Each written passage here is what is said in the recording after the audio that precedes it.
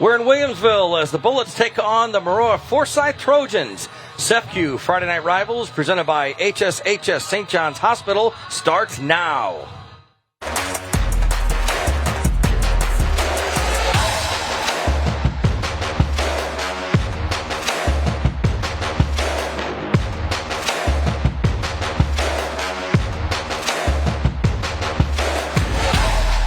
You're watching SEFCU Friday Night Rivals, presented by HSHS St. John's Hospital on CW23.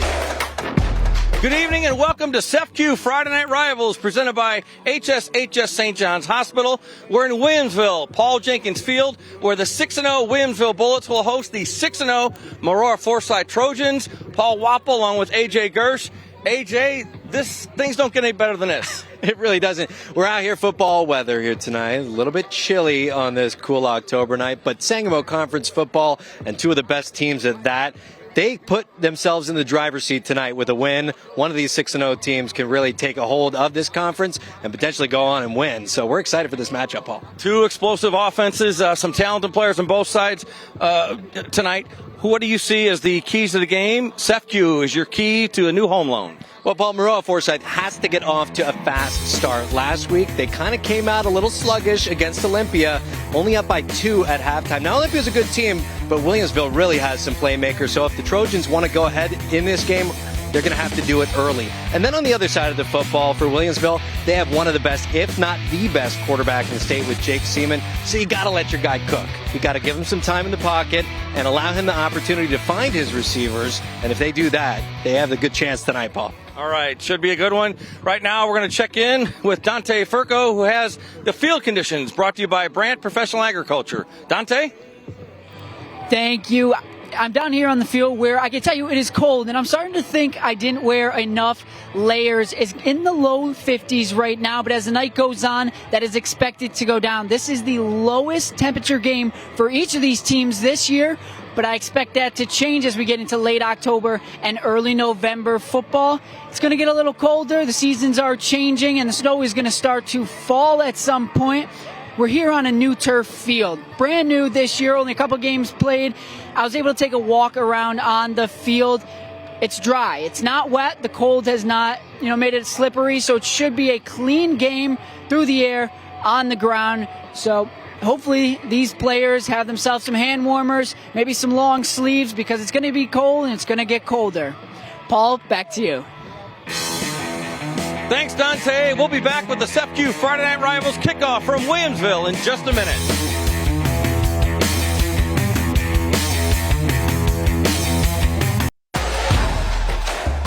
Welcome back to SEFCU Friday Night Rivals, presented by HSHS St. John's Hospital.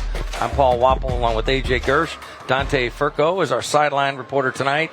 AJ, you can't get any better matchup than this. You really cannot, Paul. 6-0 for both of these teams. The Trojans coming into Williamsville tonight, and they are motivated to find this victory here today. Both teams have to play well if they want to win the Sangamo Conference. Tonight, the winner basically gets put in the driver's seat to take home this conference championship, Paul. No doubt about it. We have two teams with two explosive offenses, some great players at the skill positions, some of the best in the state. Jake Seaman's numbers, Aiden Reiser, the list goes on and on. Jake Seaman currently number 6 in the state in passing yards. If you look up on Google, a lot of these websites that rank quarterbacks have him ranked as the top passer in the entire state of Illinois. He's a good one, and his dad was Matt Seaman, good quarterback here at Williamsville, and his uncle Tony, also Matt's brother, played here at Williamsville, and the Seaman name very familiar in Williamsville, and some good athletes and some great people as well. And tonight, here in Williamsville, they're excited to show off this brand new facility, Paul. And it is beautiful. $49.5 million facility. Well, not just the facility, but renovation project throughout the entire Williamsville-Sherman School District. And this brand new facility is beautiful. Under the lights. It's actually a pink out tonight, as here in Williamsville, they're honoring those breast cancer survivors and those who have passed away from breast cancer. So if you see those pink sleeves on your players and on the cleats, that is the reasoning behind that here tonight, Paul. Pretty incredible facility indeed. And we are just about set to get underway here. at Paul Jenkins Field in Williamsville. And Joshua Cates with a kick. It's a deep kick. Fielded at the 10 by Caden Maurer. Still on his feet, breaks the tackle. Across the 20, now goes wide left. Trying to find some room. Brought down about the 32-yard line. So that's where the Maroa-Forsyth Trojans will start their first drive of the game. You're going to hear that name a lot tonight, Caden Maurer. He is going to be leading this Trojan team on offense and plays a little bit of defense too. He's top 10 player in their program history is what Coach Justice said. He's just a junior, and he has made a lasting impression for Maroa-Forsyth. Absolutely, and the Trojans average 52 points a game coming into this contest in Week 7. We'll see what their offense does tonight against a very good Williamsville team on offense and defense as well. So here we go. 1st and 10 from the 31 for the Trojans.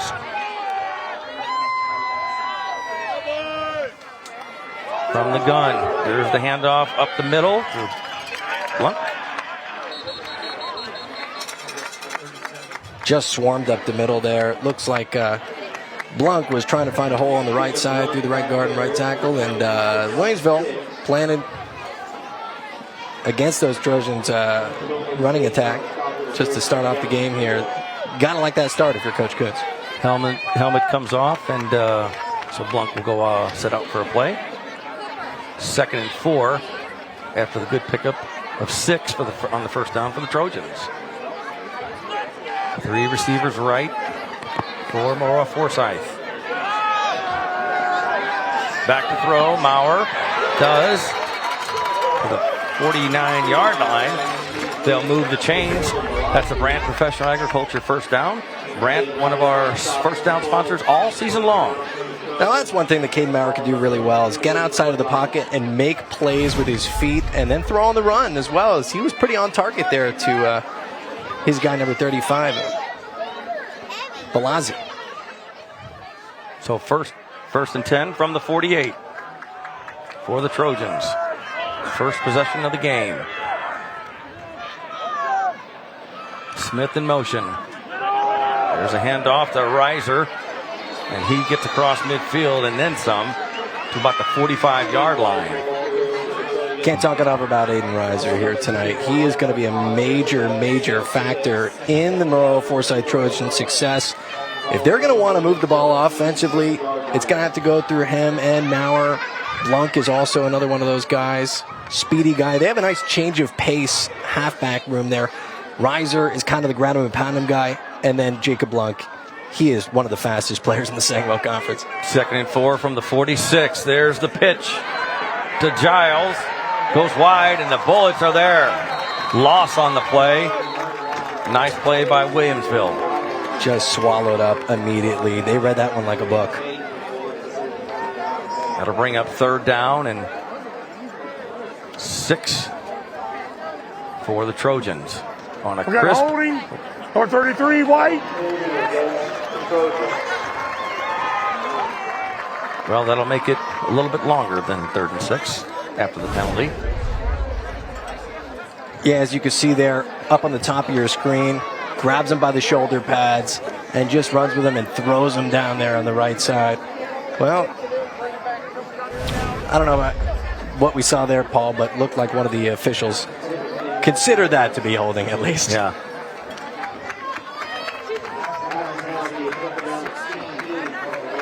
So the officials mark off the distance for the penalty. And now it's repeat 2nd down and 16 for the Trojans. Back to throw. As Maurer has his man complete. Cross midfield to the 44-yard line. Grant Smith, the sophomore, with the reception. And a big pickup there on 2nd and long. Well, that's the thing about having these dynamic running backs is this Bullet defense is looking to stop those guys, Reiser and Blanc. So when you establish the run, you're going to be able to find those play action shots downfield. See the replay here. Good pass and Smith wide open there. He's going to be a force to be reckoned with going forward here. Just a sophomore. He is 6'4". 3rd and short There goes Caden Maurer. And he's got the first down. It's a Brant Professional Agriculture first down. You never know what Mauer's going to do. He is something. He really is. Coach Justice considers him to be their real dynamic playmaker. Just a junior. It's hard to believe that he's just a junior. He's been making waves in the Sangamo Conference since a couple years ago. Last year, 2,000 passing yards, 500 rushing yards, so he really is a dual threat guy. If he sees a hole, and he did there, Andy Munjoy, the center, opened it up pretty well, and he's going to take advantage. On first down, there's the handoff to Blunk. To about the 33-yard line. And I'll tell you what, Paul, they're putting together a good drive here. As my key to the game earlier has come off to a fast start. And Maroa-Forsyth, already here in the first quarter, making a name for themselves on offense. So 2nd and 6 for the Trojans. They receive the opening kickoff. This is the first drive of the game. Back to throw is Maurer.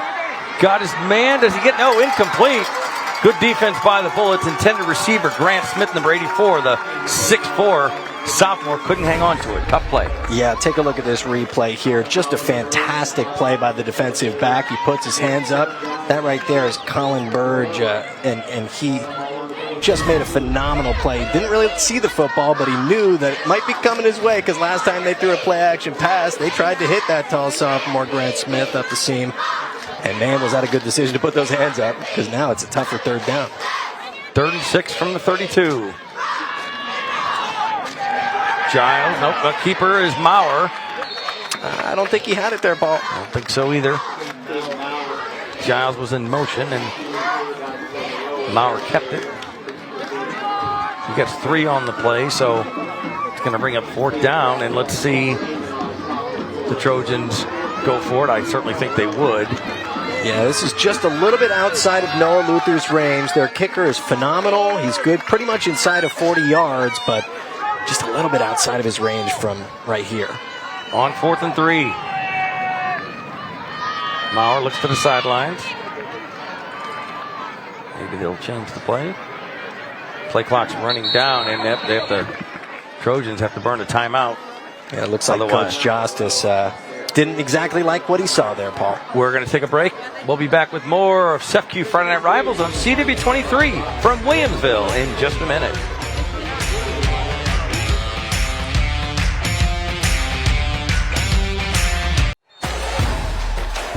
Welcome back to SEFCU Friday Night Rivals, presented by HSHS St. John's Hospital. Paul Wapple along with AJ Gersh and Dante Furco on the sidelines. And let's send down to the field for the CASCOM sideline report. CASCOM keeping you connected. Dante? We're down here with Julie from SEFCU. SEFCU has been a sponsor of Friday Night Rivals for 7 years now. What does it mean to be a part of the local high school community? This is one of those type of events that we really enjoy, being able to kind of hang out with the community and give back to the communities that we serve. So is there anything exciting going on with SEFCU right now? Right now we just rolled out our cashback credit cards, so that's kind of been a newer exciting thing for members. And, lately we've been kind of hiring too, so if anybody's looking for a team to join, so... There you go. Any upcoming events in the next couple weeks or months, possibly? So at the end of the month, we will be at the Springfield Zoo for a Zooly Gooly. So if they've got some little ones in the family, bring them out to trick or treat. That's awesome. Well, thank you to SEFCU and sending it back up to you guys in the booth.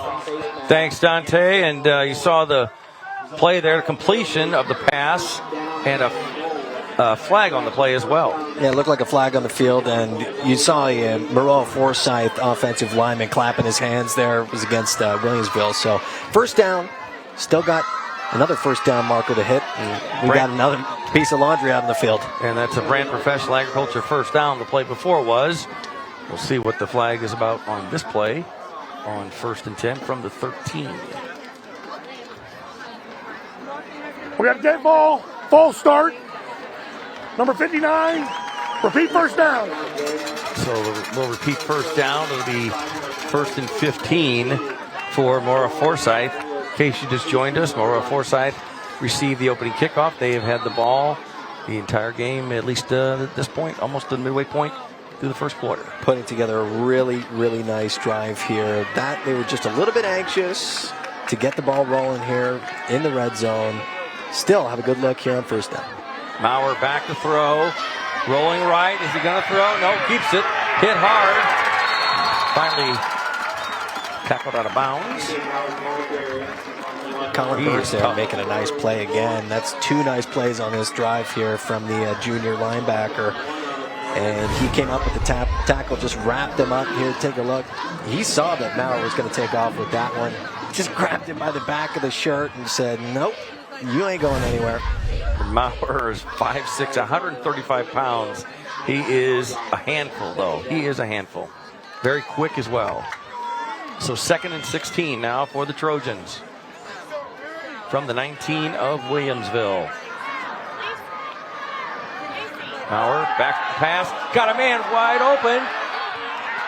And well, looked to be a lot of contact there, Paul. Wasn't open at the end, and let's see. I'm going to guess pass interference. Let's see what the call is.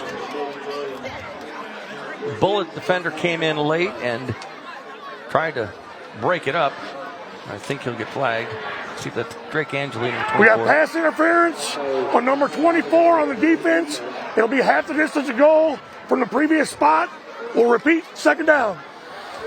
Well, Paul, I think Drake Angeli, he just saw, man, that guy's wide open in the corner of the end zone.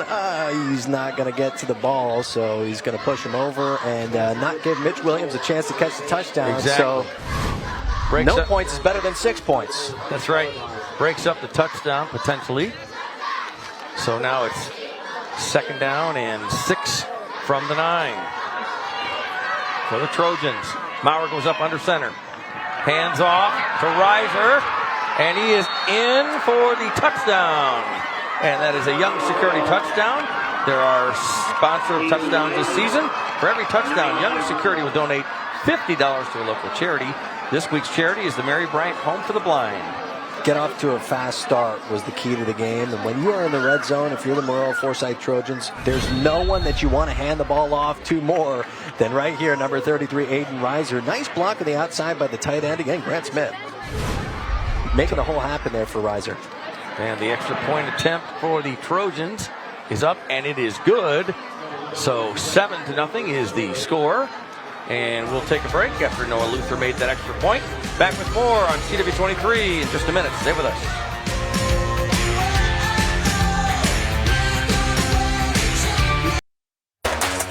Welcome back to SFQ Friday Night Rivals, presented by HSHS St. John's Hospital. Paul Wappel, AJ Gertz, and Dante Furco, and the SFQ Friday Night Rivals crew here at Paul Jenkins Field in Williamsville. And the Maroa-Forsyth Trojans, as you see the replay of the touchdown, they just took the lead, made the extra point. They lead 7-0. Aiden Reiser, he's a touchdown machine, man. He has 14 rushing touchdowns now on the season. 7th game of the year. Man. Oh, as they go for the onside. Onside kick. Luther does it, and the Trojans say they have it, and do they? Everybody says they do. That sideline indicates that's the fact. And it is recovered by Jacob Blanc. So how about that? Wow. Man. That's another way to keep the Williamsville offense off the field. Welcome to Friday night. These guys want it bad. And Jacob Blanc, he just got over there quickly. Ball on the 48 of Williamsville, so the Maroa-Forsyth offense will come right back on the field. And here's the replay. What a great onside kick. Well, that's what Coach Justice was saying this week, is that Noah Luther, their sophomore kicker, is a real weapon in all assets of the game. On first down, Maurer keeps it. Got some room. Look and go. Got speed. Better get him. The Bullets do, but not until a good pickup there by Caden Maurer, the junior quarterback. Paul, that Trojan sideline is really, really on fire right now. They're excited about this start. They move the chains, and that is another Brant Professional Agriculture first down for Maroa-Forsyth. They'll have it 1st and 10 from the 36-yard line of Williamsville, and they lead the ball game 7-0. If you're Williamsville, you got to recover here defensively. Catch your breath and make a play. Maurer hands off. Blanc Good defense that time by the Bullets, who really, even though it's very early, want to stop those Trojans to get their offense back or on the field for the first time. So 4:52 left in the first quarter. The Bullets have not touched the ball on offense. Williamsville is normally the team that runs a fast-paced, no-huddle offense, and now Maroa-Forsyth giving them a taste of their own medicine. But that was a good stop right there. They really needed that breather. 2nd and 9 for the Trojans. Blanc again, left side. Look at him go. Inside 30, make it to the 29-yard line. Good pickup there.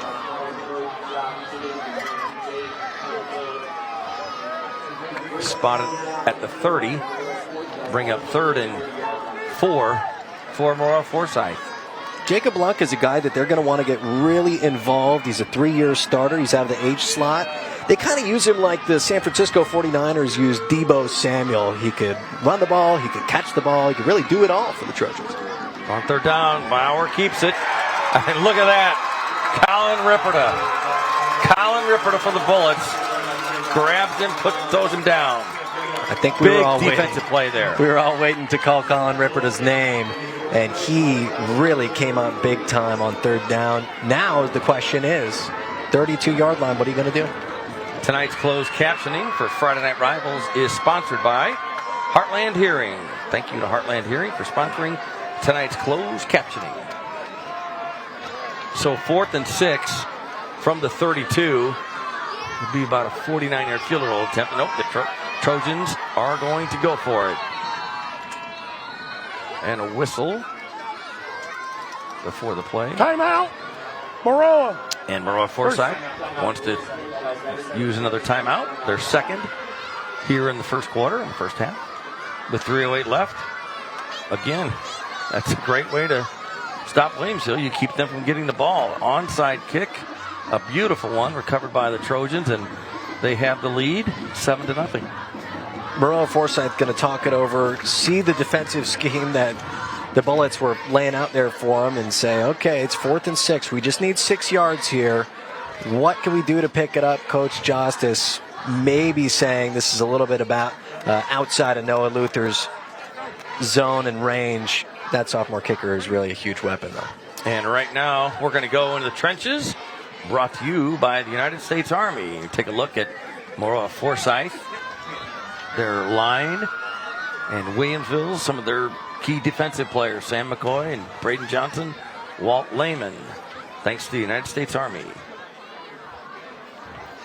So after the timeout, let's see what the Trojans do here on 4th and 6. Maurer alone in the backfield. Looks to throw. Goes across the middle. Ripperda broke it up.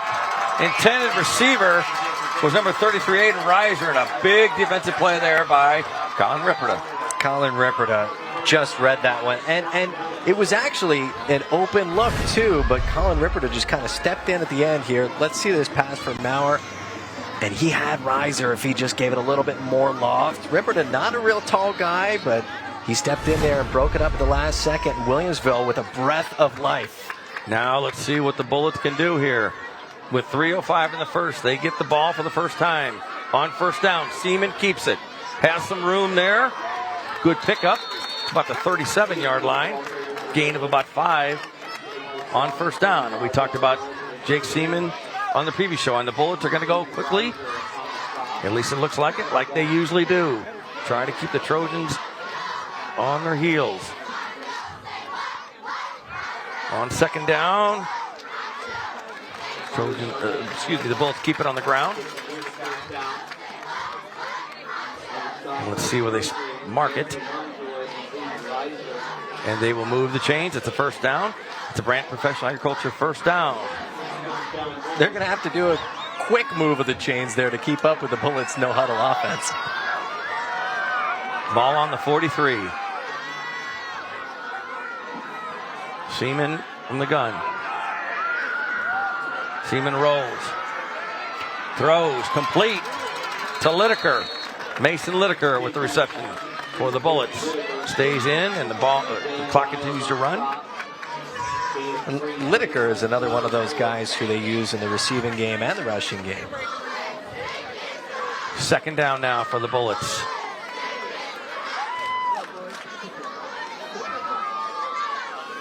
Seaman keeps it. Got some room on the left side. Goes into Trojan territory. A good run there. And right now, let's go in the trenches. Brought to you by the United States Army. This is Williamsville's line. He's Matthew Crouch, the center, Carson Beatty. On second down, Seaman again. He's going the right way. Looks like they're going to mark him. I say they just short.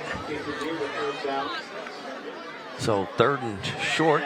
The Bullets continue to move quickly and make some changes, some personnel changes.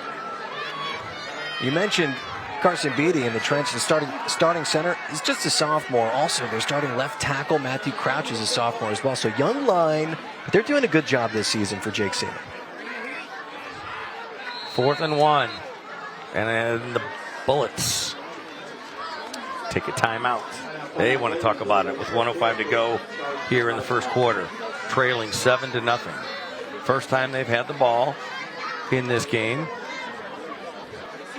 Maroa-Forsyth scored. This could be the difference maker here, Paul. This play right here. If they get a stop, Maroa-Forsyth, that is very, very tough to come back from. Already down by 7. You would give them fantastic field position near midfield. Williamsville needs this first down. And I want to give a shout out to Adam Anderson, who's not with us tonight. He had a personal commitment, so we miss Adam. He'll be back next week on Friday Night Rivals. Glad to have you here, AJ, doing the color commentary, and Dante Perko on the sidelines. On 4th and 1, Seaman gets the first down and then some. They'll move the chains, and that's a Branch Professional Agriculture first down. The Bullets quickly back to the line. We're going to be seeing a lot of that tonight, I think, Paul. Jake Seaman on these designed quarterback runs. He's their leading rusher in every category, touchdowns and yards. Back to throw is Seaman. Going deep. Just overthrew his man a little bit. He was open. Tenant receiver was Jackson Workman, the senior. That's just a one little of Seaman's too much. favorite targets. So it'll be 2nd and 10 for Williamsville. And he had a step too, Paul. It's just a little bit too much from Jake Seaman. And you know right now he's thinking, man, if I had that, that was an easy touchdown. Oh, the pitch. Matt Lineker goes left. Hit hard out of bounds at about the 38-yard line. Gets about 5. That'll bring up 3rd and 5 for the Bullets, who come quickly back to the line. Seaman hands off this time. Look at him go. This is Arlie Sharp. And he's moving. And they'll move the chains. Another Branch Professional Agriculture first down. Maurer with the stop. Arlie Sharp has been their primary back. 41 carries so far this year. From the 28, Seaman keeps it. Gets the 23-yard line. And just the pace at which this offense operates, Paul, that can tire you out. And the Trojans' defense looking a little bit like they need this break right here. The Bullets take another timeout. We'll do the same thing. You're watching ZEFQ Friday Night Rivals on CW23. Stay with us.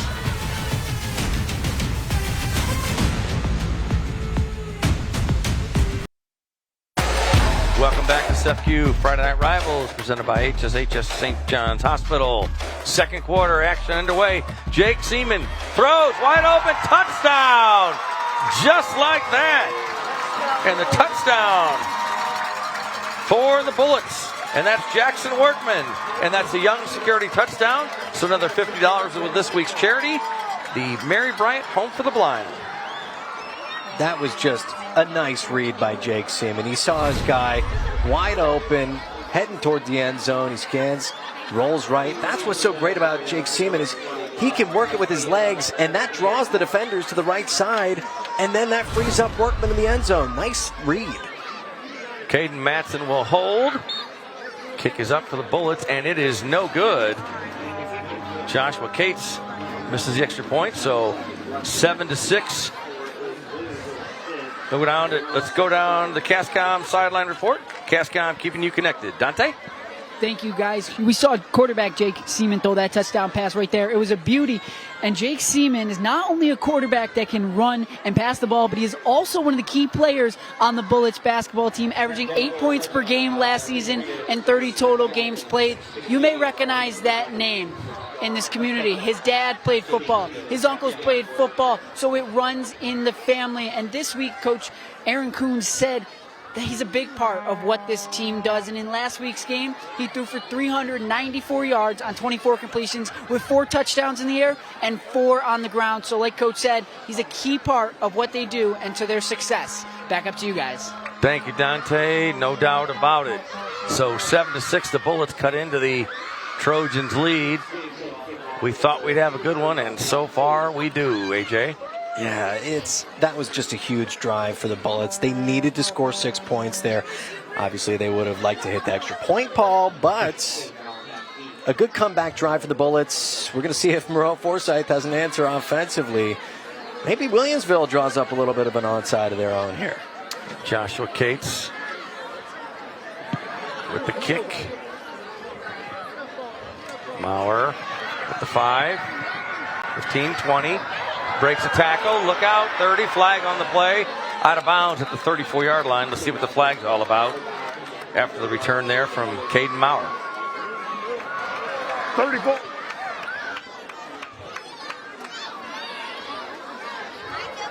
We got a hold on number 34, White, on the return. 10-yard penalty will be first down. So there you see and hear the penalty. Here's the replay. Maurer with the return and holding on 34 White right there, middle of your screen. So that'll move the Trojans back. They'll start this drive from their own 14-yard line, leading by 1 here in the second quarter.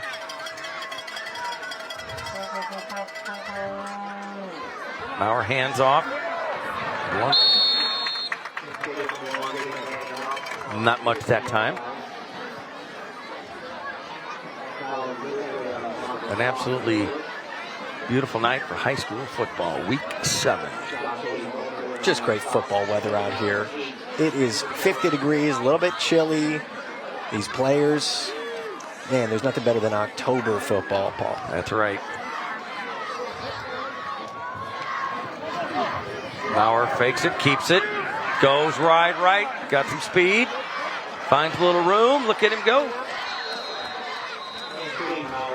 See if he gets the first down, and he does. That was mighty close.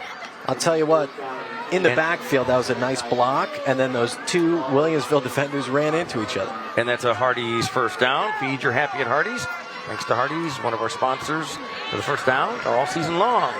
And on first down, the Bullets all over that one defensively. And let's send it down to Dante Furco for the Lincoln Land Community College Educator of the Game. Dante? We're here on the field with Mac Warren, Assistant Director of Recruitment and Response at Lincoln Land Community College. You have some exciting news you announced last week. Well, what is it? Share with us. Yeah, first of all, go Bullets, right? I got to get that out there. Exciting news is Lincoln Land received a grant of $5 million. We're going to use this to expand facilities and programming and emergency services, truck driving and agriculture, as well as start a brand new program in diesel mechanics. So very excited about that. Lots and lots of jobs in these fields. So it's a game changer for our students. It's a game changer for local industry, too. Awesome. Any upcoming events that people should look out for? Yeah, we do. We have a Campus Visit Day coming up on Monday, October 10th. So this coming Monday. Students, family, friends are welcome to come out. We have a morning session. We have an evening session. Go to llcc.edu for more information. Thank you. That's Mac Warren with Lincoln Land Community College. So thank you for joining us, and back up to you guys. All right, thank you very much. A 44-yard run by Aiden Reiser. That's a Hardee's first down. Feed your happy at Hardee's. The Trojans on the Bullets 28. Maurer goes under center. Pitches to Reiser again. Why not? Look at him go. He is tough to bring down. And he's got another first down, it looks like. And that's another Hardee's first down. Feed your happy at Hardee's. Just a force to be reckoned with, Paul. If you get the ball in that man's hands and he finds open field, not only is he going to make someone miss, but he is going to power through. Look at him put his shoulder down. That's a good matchup right there. The middle linebacker, Colin Ripperda, going up against Aiden Reiser. We're going to see that a lot, I think, here tonight. 1st and 10 from the 16. The Trojans a little shifting now. Maurer under center. Gives again to Reiser. Bullets read that one pretty well that time. And Reiser is tough. 6 foot, 190 pounds. And you see a lot of people wearing pink tonight. Breast Cancer Awareness Month, October.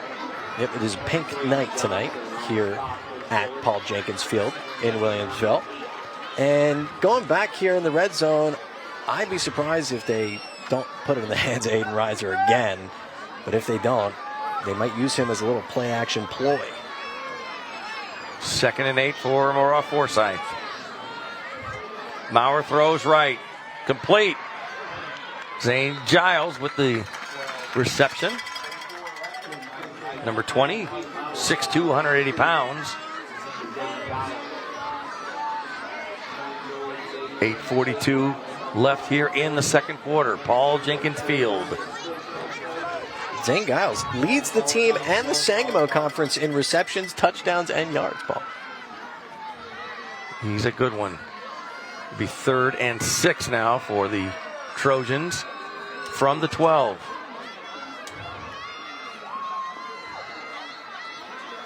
And Maroa-Forsyth takes a timeout, their last one of the half. They want to talk about it. We'll do the same thing. We'll take a break.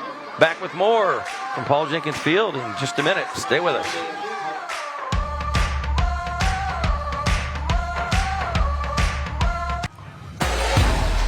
Welcome back to SEFCU Friday Night Rivals, presented by HSHS St. John's Hospital.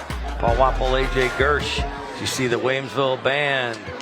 What a great field, great facility. We talked about that a little bit. Impressive. And they love their football. They love their sports. They love their community here in Williamsville. They love their arts, too. The band getting a brand new band room and auditorium, all part of that big renovation.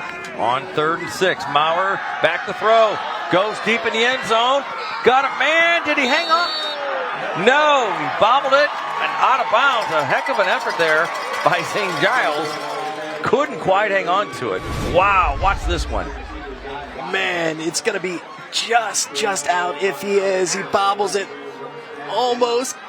And it looks like his back just hit the ground when he came up with the ball in the cradle. Just barely out of bounds, but there was an official right in front of him. He saw it.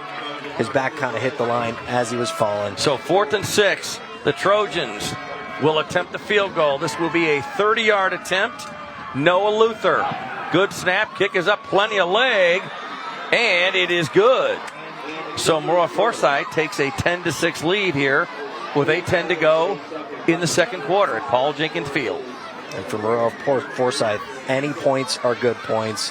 Of course, they're not happy to not come up with 6, but Noah Luther, if you get inside of the 20, he's going to hit that field goal. And that one had room to go, as you said. He could have made that from 10 yards back. So 10-6 now. The visiting Trojans lead the Bullets. They've had the ball, they being Maroa-Forsyth, the majority of this game, at least through the first quarter, and 4 minutes, or just about 4 minutes in the second quarter. And we know that Williamsville likes to go fast, but you might think here, okay, our defense has been out on the field for practically the entire first quarter, the first few minutes of the second. Maybe slow it down just a little bit, but I don't really think that's in Aaron Kuhn's DNA. I don't think so. I agree with you. So 8:08 to go in the second quarter. The Bullets will get the ball back. Trailing 10-6. Both teams, we talked about it, obviously undefeated, both ranked in 2A and in 3A, respectively. Both are tied atop of the Sangamo Conference right now. The winner of this one, as we said, will definitely be in the driver's seat. So Luther will kick off again for Maroa-Forsyth.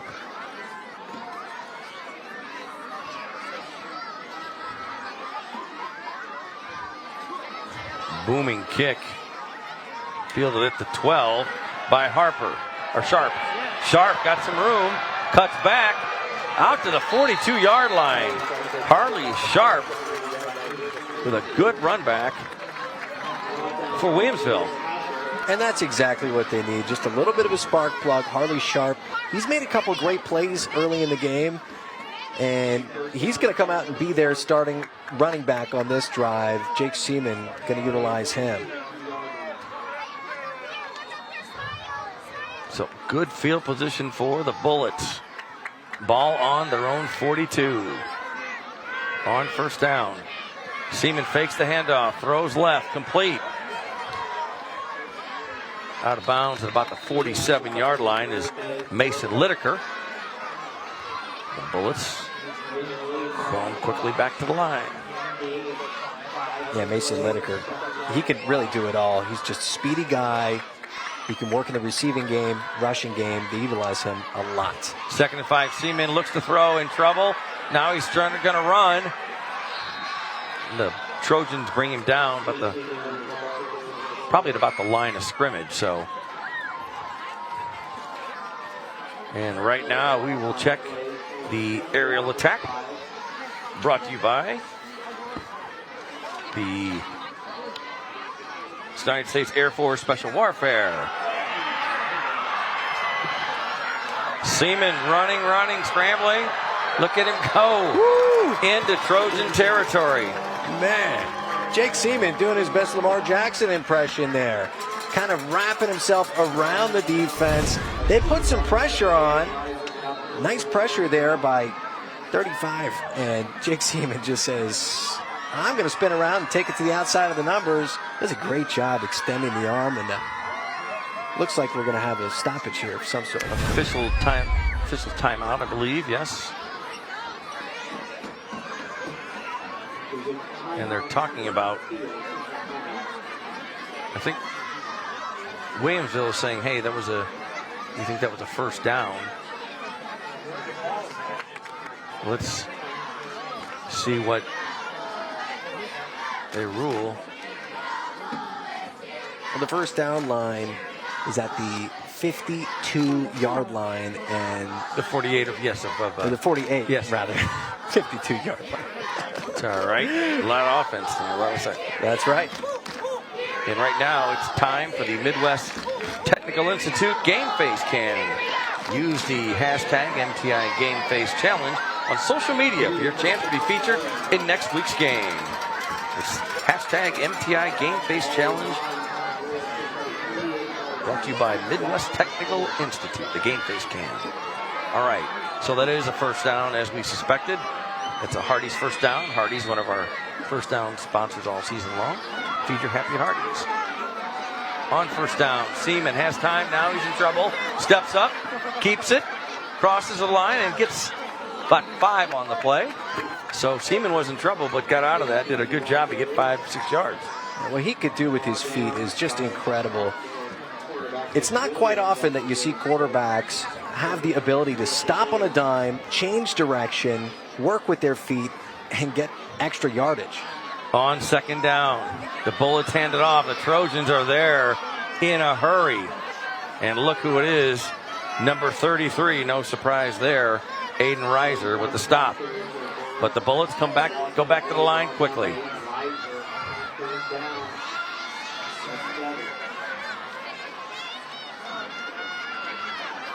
It's a big third down play. Seaman, this time throws it, complete to Lideker at the 40. Still on his feet. Takes about 3 Trojans to bring him down. Looks like it's going to be 4th down and about 2 yards. So ball on the 40-yard line. It's going to be 4th and 2 for the Bullets. They're ready to go.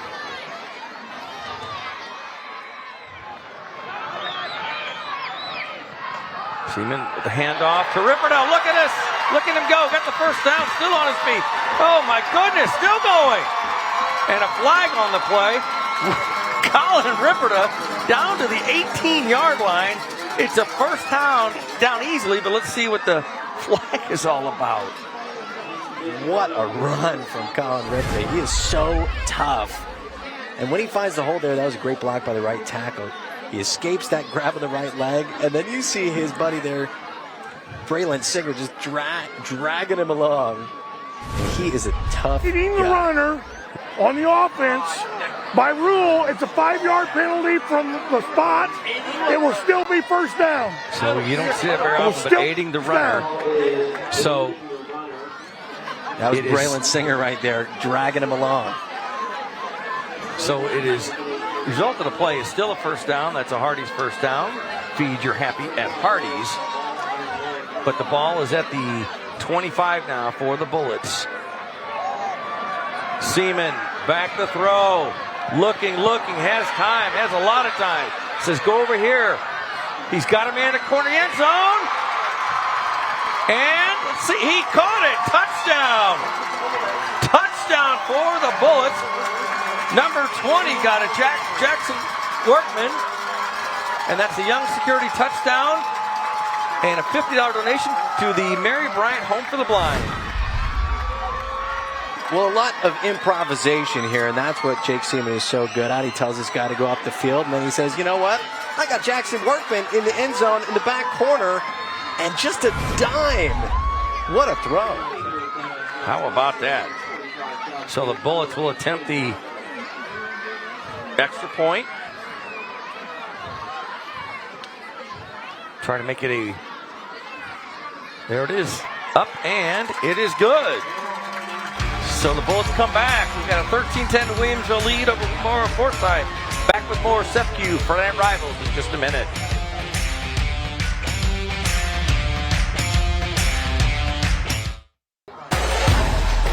Welcome back to SEFCU Friday Night Rivals, presented by HSHS St. John's Hospital. We've got a good one, as we suspected. Williamsville now with the lead over Maroa-Forsyth. And I have a sneaking suspicion here, Paul, that this is not going to be the last lead change of this game. No, I think you're right. I would think you're right on that. 5:09 to go in the second quarter, and we've seen two very good offenses do very well so far tonight. So 13-10 is our score.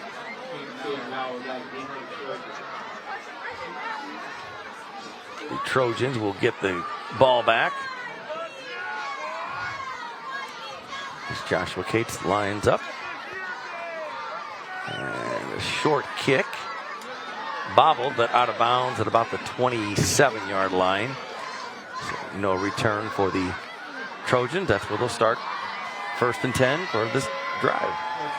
Yeah, I think Aaron Kuhn said, we don't want to put this kick in the hands of Caden Maurer. He's going to see enough of the ball on this drive.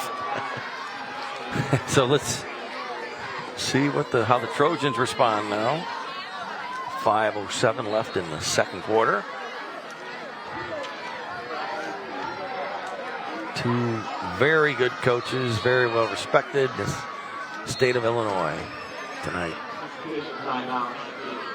And an official timeout on the field. Not sure. Change. They're fixing the change. Fixing the change. I think you heard that, so there's why. That's why. So, like we said, the winner of this one will be in good shape the rest of the way, and really this is the biggest test, without a doubt, for both of these teams. And the last several years, this game has been basically for the conference championship for the most part, the way it's turned out with these two schools and their impressive play. Both of these teams, a rich history. Maroa-Forsyth, 19 consecutive years in the playoffs. Williamsville's a mainstay in the postseason last week of October as well. But both of these teams want that Sangamo Conference title. And tonight probably could be the deciding factor in that. No doubt about that.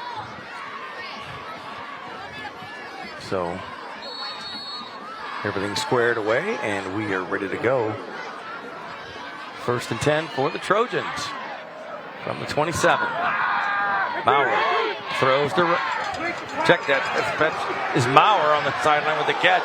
Ooh, and he is hit hard, and a flag comes in late. Oh my gosh, Mauer lined up as a receiver and took off. He was hit hard. I think the officials are discussing whether it's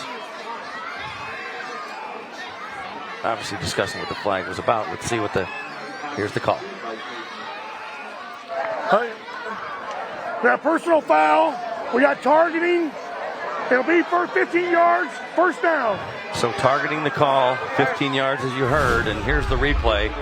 Watch Mauer, who lined up as receiver, catch it with a good run, and he gets hit hard here.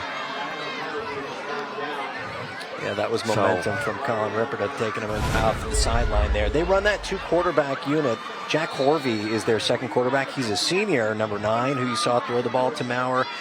He's been phenomenal this season when he's lined up under center as well. He has a 141 quarterback rating and great second option. And that's a Hardee's first down. Feed your happy at Hardee's from the 44. Look out, ball is loose! Ball is loose, Maroa-Forsyth, no, who has it? Maroa-Forsyth had it, then Williamsville had it. Let's see who has it. And the Trojans recovered. Aiden Reiser. Wow. Oh, but the Trojans lose a lot of yardage. They're lucky to have the ball as Horvey, the quarterback, lost it, and Aiden Reiser, Trojans, fortunate to cover up that one. But now they've got the work cut out for them. Second and a long way to go. We'll call it 25 for Maroa-Forsyth. Mauer back in at quarterback. Back to throw. Bean pressured. He's got 2 bullets chasing him. Gets away from one. Gets away from the second. Throws it. Throws it. Flag on the play. Incomplete. What an exciting play. Intended receiver that time. Number 42, Noah Luther. See what the flag is all about.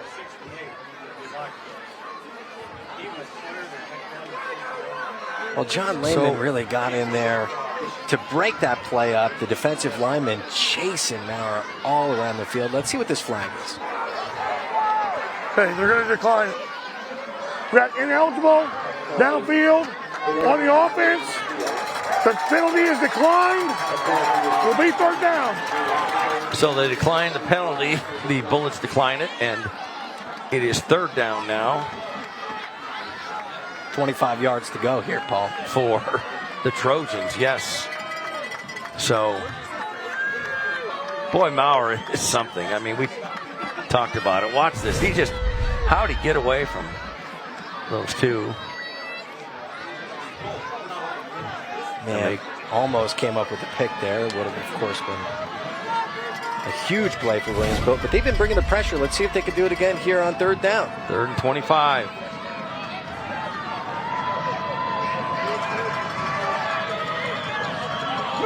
Clark and Smith move. Now Mauer's going to keep it.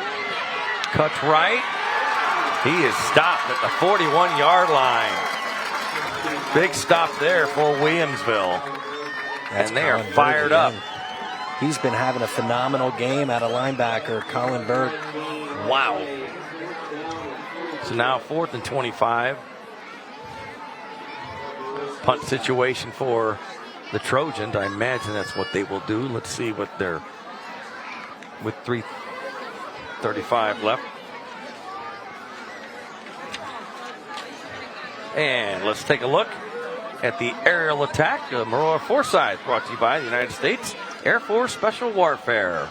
Caden Mauer, an incredible quarterback, and Blunk Williams, Giles, and tight end Grant Smith. So 4th and 25, and we have a timeout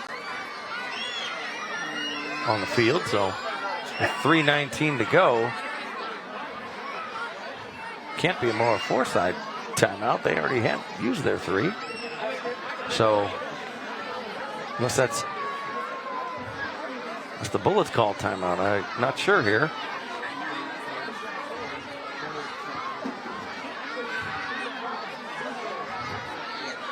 So it looks like a little bit of a miscommunication, if that's the fact. And well, it might be maybe one of the timeouts earlier wasn't charged to Maroa-Forsyth, so it's only I can guess. I'm not sure. Nobody seems to know. But both teams are talking with their respective coaches and you have to coordinators. Imagine it's not that hard of a decision here on 4th and 25, but looks like it's going to be a punt here.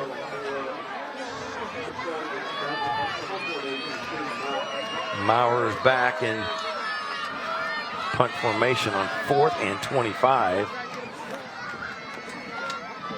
You never know, but he does punt it, and pretty good. Look at that. A Trojan bounce.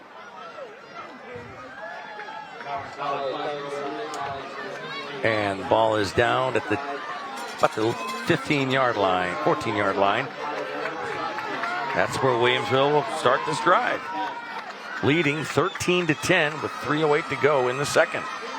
So Maroa-Forsyth off to that hot start, and then ever since it's been all Williamsville, and that was a good defensive stance there by the Bullets, and now they're going to look to capitalize here on this drive, maybe give their defense another little bit of a breather.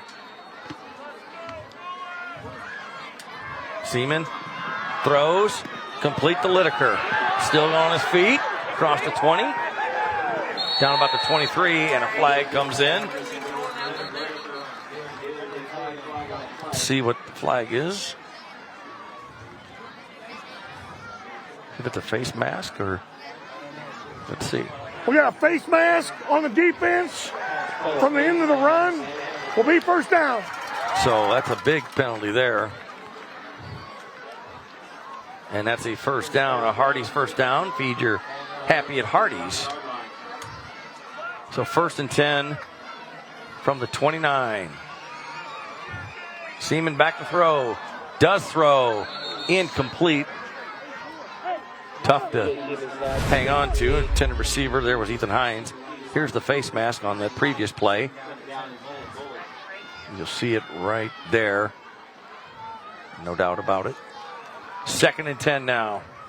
After the incompletion, Seaman throws in and out of the hands of Lideker. Caught but out of bounds by the Maroa-Forsyth defense. LeBrian Flag is going to want that one back. Definitely would. Just a step out of bounds. And Seaman is lucky that that was the case. 3rd and 10 now. From the 29. Seaman has to play. Back to throw. Looking, steps up. Seaman on his feet. He's going to keep it. He's going to go out of bounds at the 42-yard line. And he has a first down for Williamsville, and that's a Hardee's first down. Feed your happy at Hardee's. When he sees an entire side of the field open like that, he looked down the field, he saw all his guys covered up on the right side. He said, hey, there's no one over there on the left. Let me just use my legs and get a nice 12, 13 yards. From the 41, there's the handoff to Sharp. Gets back to the line of scrimmage for the Bullets. Nothing doing that time. 2:24, clock running here in the second quarter.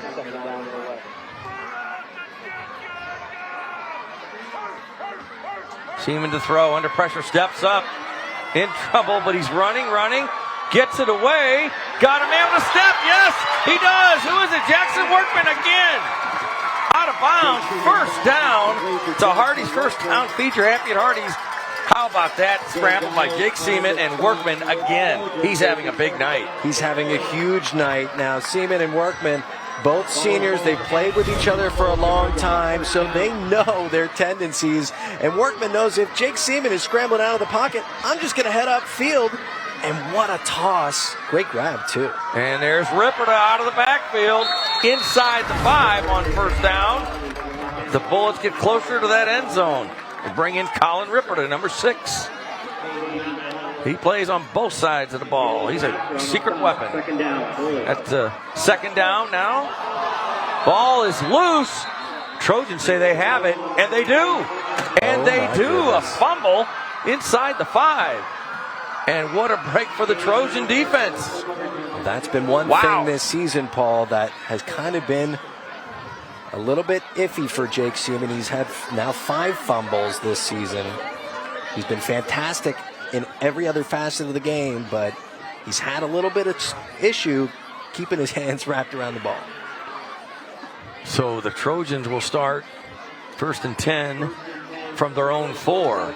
But maybe more importantly, they stop the Bullets there after the turnover. Maurer goes up under center. Gives to Reiser. Reiser barrels his way to about the 8-yard line. He busted through that pile. Just to give him a little bit of room there to work with. The Trojans, check that, are out of timeouts. So the clock running here. Certainly a factor. See how the Trojans play this series here. Trailing by 3 as we get closer to halftime. 2nd and 5. And it will go to Williamsville in the second half. Maurer under center. Gives to Reiser. A good run there across 6 to the 16-yard line. They move the chains. That's a Hardee's first down. Feed your happy at Hardee's.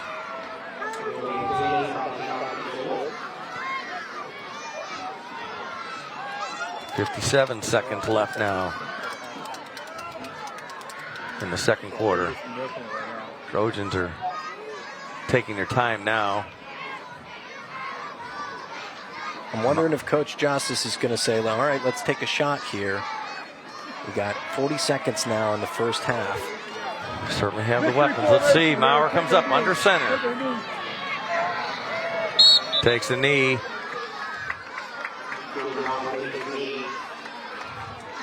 Let's see if... And they're just going to ride this one into halftime, Paul. That's probably going to do it, as you said, for the second quarter, first half. And the Trojans are headed to the locker room. Time winds down here, and Williamsville with a 13-10 lead as we do come to the conclusion of the second quarter. So the Bullets lead here. And Dante Furco will be checking in with Williamsville head coach Aaron Coons momentarily as we just hit halftime, and the Bullets leading 13-10. So exciting first half. I thought we might have a few more points, but we certainly saw some great plays, and by 2 outstanding teams. Maroa-Forsyth's got to be happy about just taking that stop at the end of the first half there. I mean, clearly Coach Joss has said, okay, we stopped them from scoring. We're still just down by 3. Let's take it into the locker room, regroup, discuss what we have to, and get back out on the field and put up more points then. Definitely a big momentum shift there at the end of the second quarter, like you said, stopping the Bullets after the turnover. So just down by 3, Maroa-Forsyth at halftime, and a very close game, tightly played, and a few more penalties than I thought. Been a little bit of laundry on the field there tonight. Yeah, a lot more penalties than you would usually see in a Week 7 game.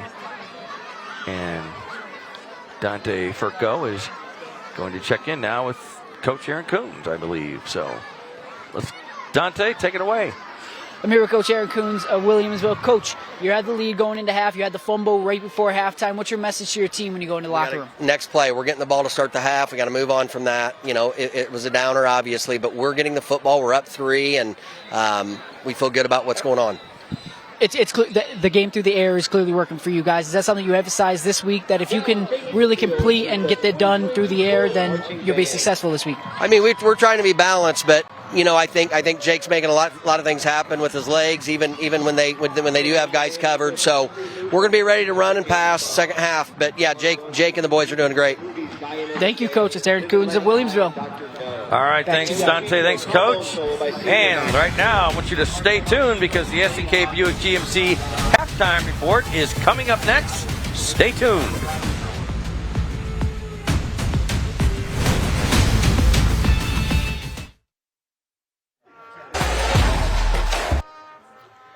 You're watching the SNK Buick GMC halftime report on Friday Night Rivals. Paul Wappel with AJ Gersh. Halftime at Paul Jenkins Field in Williamsville. The Bullets lead 13-10. And earlier today, SEFCU presented Williamsville High School with a $500 donation to say thank you for hosting tonight's Friday Night Rivals matchup. SEFCU will make a $500 donation to each Friday Night Rivals host school throughout the season for use for their general fund. SEFCU is proud to support our communities, our schools, and our students with Friday Night Rivals. Thanks to SEFCU and thanks to Williamsville High School for being gracious host once again. And we'll take a break. We'll be back with more of the SNK Buick GMC halftime report on Friday Night Rivals. Stay with us.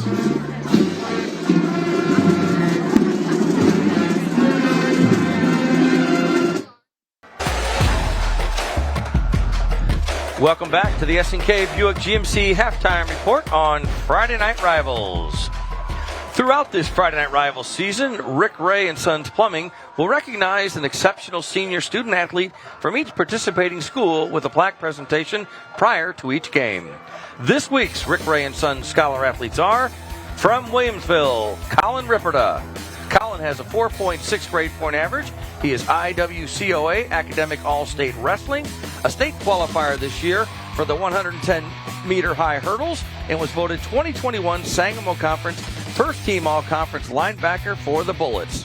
Colin is president of National Honor Society and volunteers with the Williamsville Healthy Kids Running Series, Gardening Club, and Youth Sports.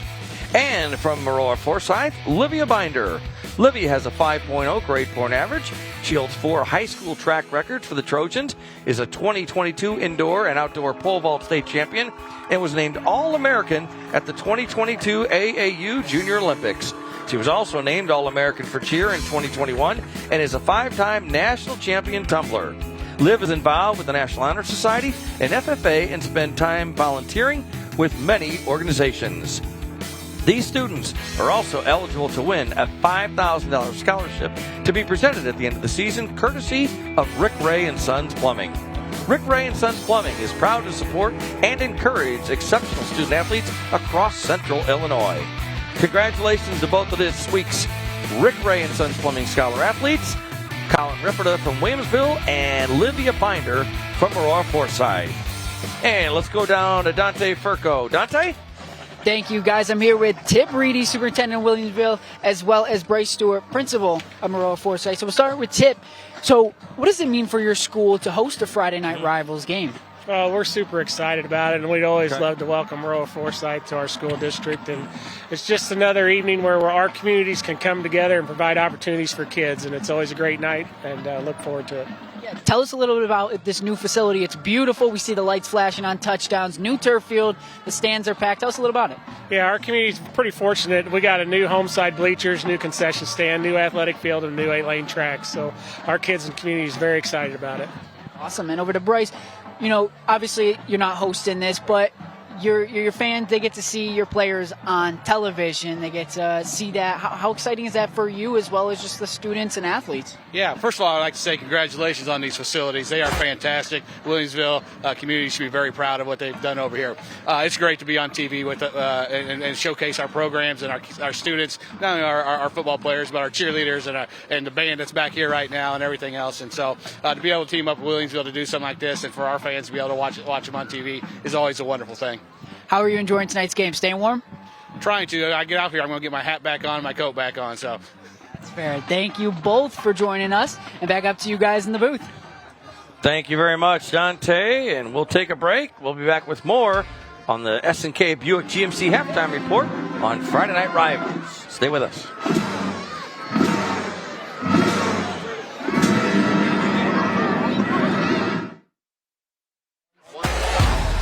Welcome back to SEFCU Friday Night Rivals, presented by HSHS St. John's Hospital. Let's go down to Dante Furco. Dante? Thank you, guys. We're with Maroa-Forsyth head coach Josh Joseph. Coach, you haven't been in many situations like this where you're down at half. What was your message to your team in the locker room? Play hard, have fun, just what high school football is all about. That's awesome to hear. So, Coach, you got the fumble at the end of the first half. You decided to run the ball a little bit and then knee the ball. Why not go for, possibly 3 more points or a touchdown? We had a timeout, so the ball was on the 4-yard line. The odds of going 96 yards in 1 minute with no timeouts is not very good, so that'd be stupid football. Thank you, Coach. Back up to you guys in the booth. All right. Thanks, Dante. Thank you, Coach, very much. We've got a close one here, as you can see, 13-10. Williamsville with the lead.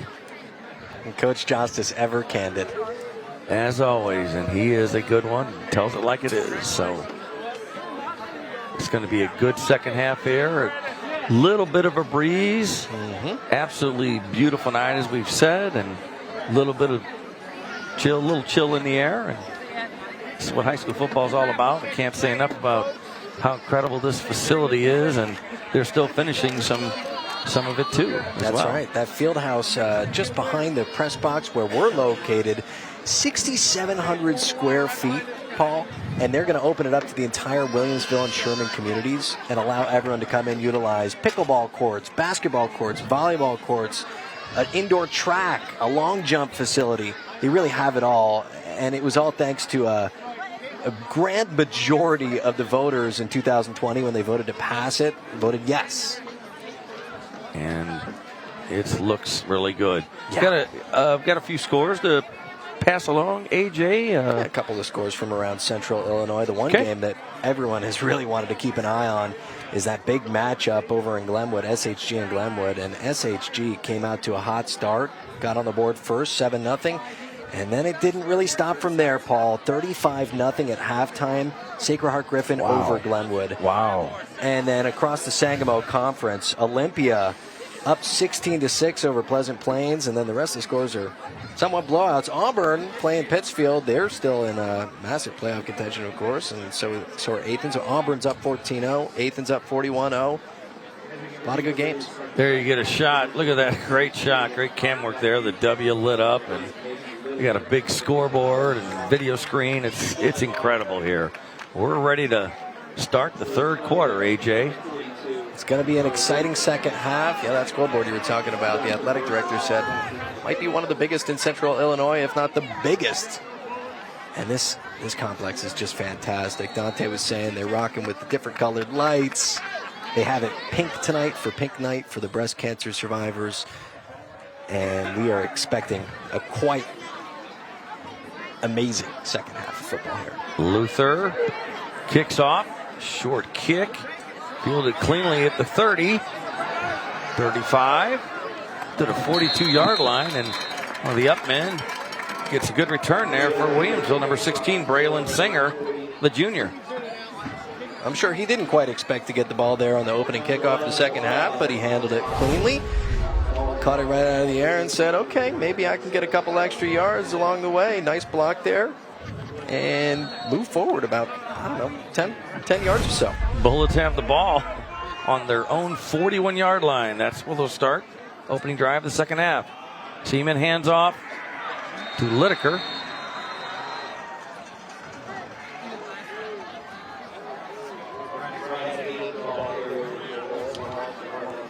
That was the sophomore. Check that, Braddock Cates. Haven't called his name much tonight. Second down. Seaman to throw. Fires. Almost picked off. And if he catches that, wow. He was taking it home for 6. LeBrian Flagg, another one for the Trojan. He was the one who almost had that interception in the first half. His foot was out of bounds. He read this one. Stepped up, couldn't quite get it. 3rd and 11. Seaman takes the handoff, cuts back right. Still on his feet. It's about up to the 47-yard line. Bring up 4th. About 3. And let's see if the Bullets,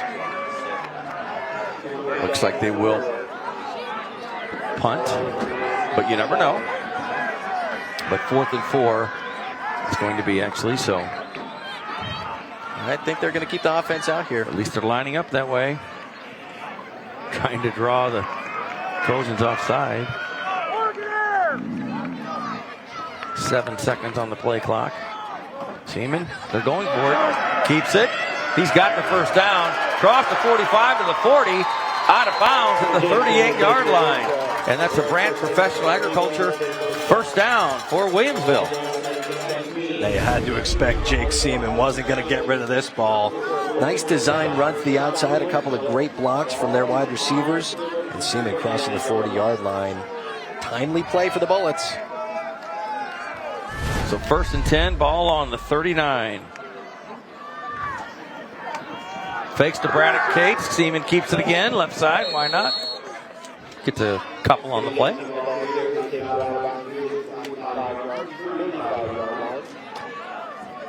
They're going to continue this fast-paced offense here. Try to keep Maroa-Forsyth on their heels. Jake Seaman with these back-to-back design quarterback runs. I'd expect probably someone else to hold the ball here. Cates gets it this time. Finds a little bit of room. Gets to the 32-yard line.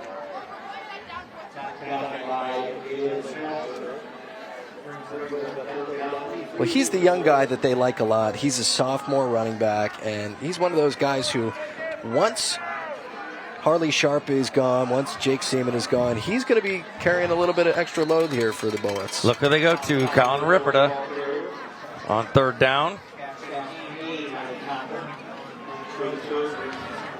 4th down and short. 4th and a couple, we'll call it. Bullets going for it. Seaman waits for a blocker. Cuts left. Flag on the play.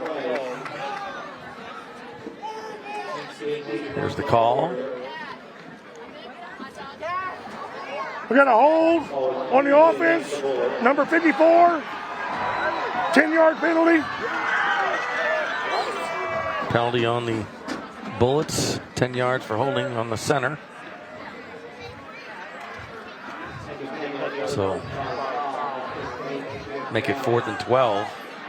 Yeah, not only does that put them in a difficult decision to think about going for it, but seems like that's exactly what they're going to do here. Ball on the 44. Seaman has time. Goes deep. Little too much. Intended receiver was number 21, Jackson Workman. So Maroa-Forsyth will take over on downs. That was good coverage there by the secondary of the Trojans. Jackson Workman didn't really have a step, but Seaman letting it go and saying, all right, Jackson Workman, he's had a couple big plays tonight. Let's see if we can use his feet, beat the defensive back. Just a little bit overthrown. Trojans now will start from their own 44. Trailing by 3. 9:13 to go in the 3rd.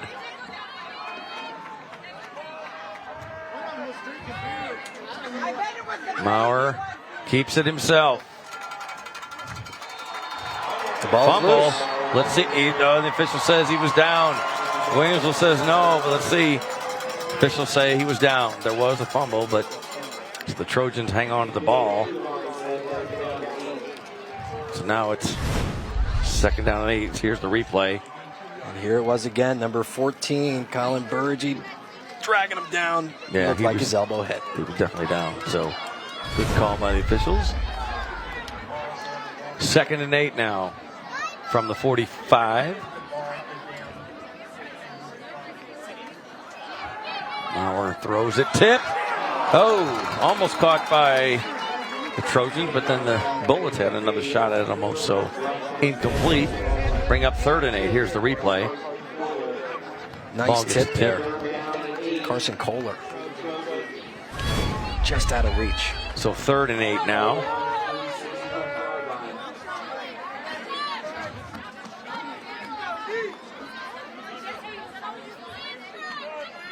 Trojans trying to get their play in now. Maurer lets everybody know what it is.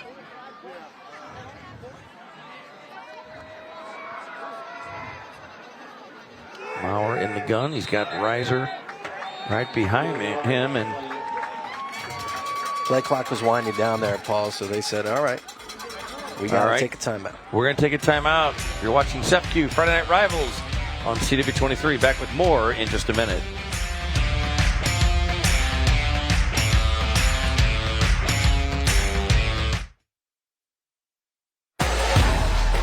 Welcome back to SEFCU Friday Night Rivals presented by HS St. John's Hospital.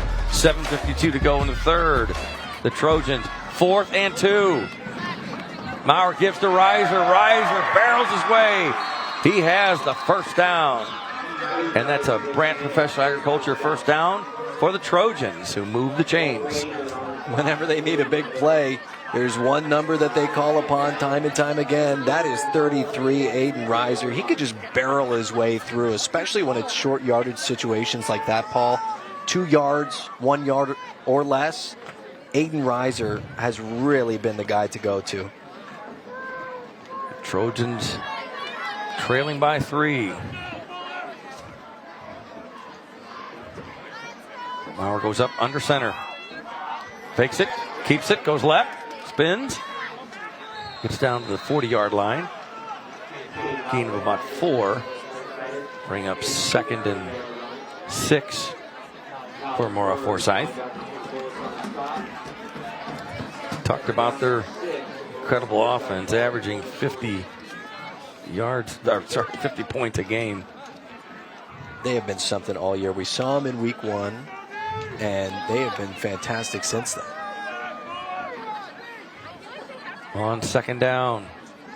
There goes Reiser. Cates on the stop. 6:25 left in the third. I thought there'd be a lot more points scored in this game. But the defense have done pretty well. And yeah, they're both high-powered, high-scoring offenses. But that, I guess, was a big factor in this weekend's game plan for both sides of the ball. You got to play good defense against strong offenses, and they've both been performing well defensively tonight. On 3rd and 3, back to throw is Mauer. He's in trouble. Gets away. Look out. How did he get that ball away? And it is. Is it intercepted? Did he hang on? They say the Bullets say yes. Yes, they did. A turnover. Wow. How about that?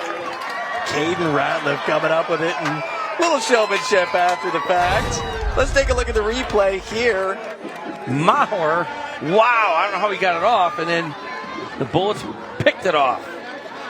Mauer jumps, tip, and what a good catch there. Good INT for Williamsville. So they have the ball now. It all started with John Lehman bringing the pressure there with Braden Johnson, those 2 starting D linemen, the senior and junior. And here come the Bullets. Jake Seaman runs out of bounds at the 28-yard line. Looks like. Pickup of about 3 on the play. Bullets quickly back to the line. 2nd and 7. Seaman has time. Rolls. Looking, pointing. He's going to keep it. Does, and gets to the 35-yard line. He just makes it look so effortless, Paul. And that's going to be, yes, he does. And it's going to be 2nd and short for the Bullets. They have the ball and the lead here. And they do. Nope, they give him the first down. So that's a Brant Professional Agriculture first down for Williamsville. On first down, there's the handoff up the middle. And that time, Sharp with the carry. Carly Sharp.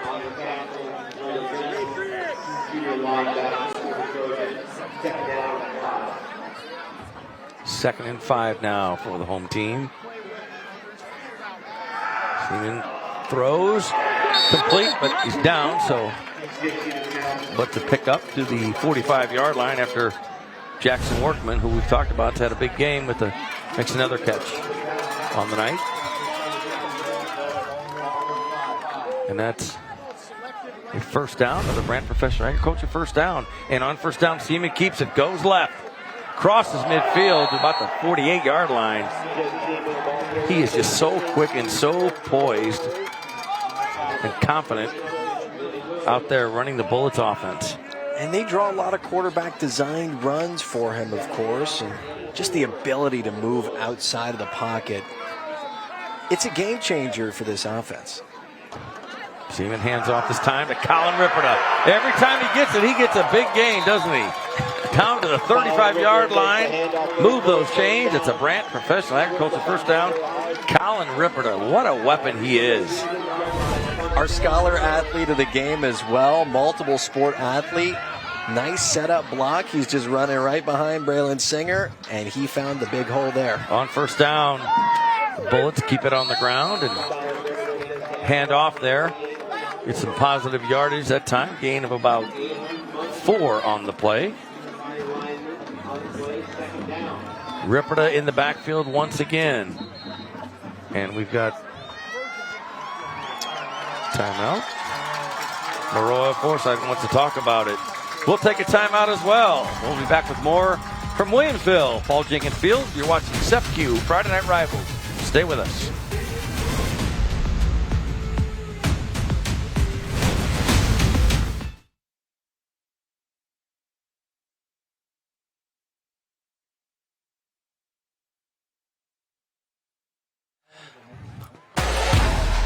Welcome back to SEPQ Friday Night Rivals, presented by HSHS St. John's Hospital. We are locked up in a good one here. Paul Jenkins Field in Williamsville. The Bullets with the ball, 2nd and 5. Look at the last play interception here just a few moments ago. That's how the Bullets got the ball. Colin Ripperda has the ball now. Look at him. He is hard to bring down. He is just so tough. He really is. He is something else. They move the chains, and that's another Brant Professional Agriculture first down. Ripperda remains in the backfield. 1st and 10 from the 24. Ripperda again, right side. Trojans stopped him that time. It's been hard to do. Let's go down the sideline for the CASCOM sideline report with Dante. Dante?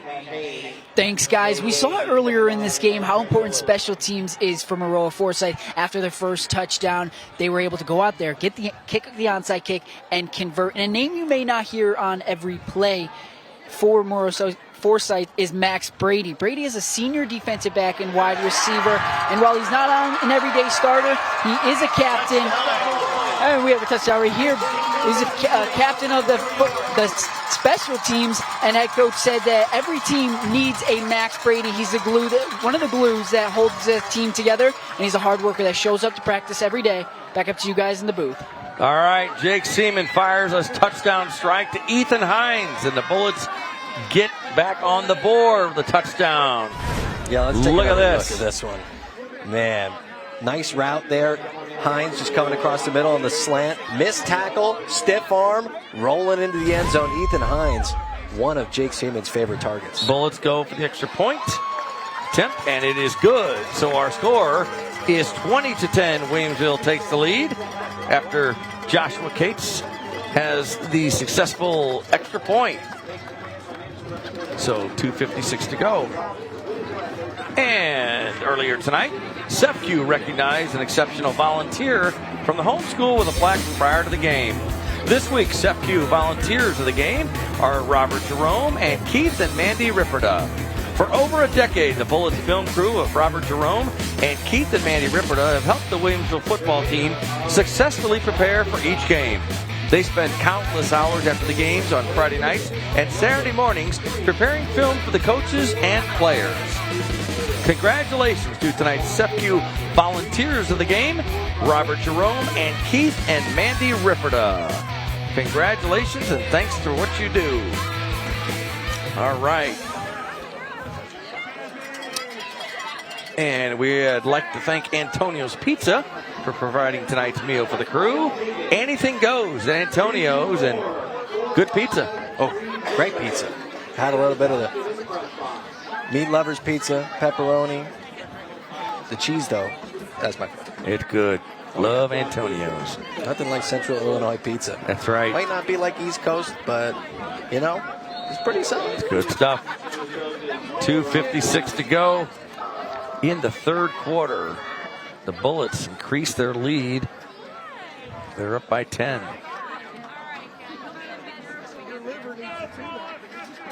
Cates signals he's ready. And Cates kicks it on the 27-yard line.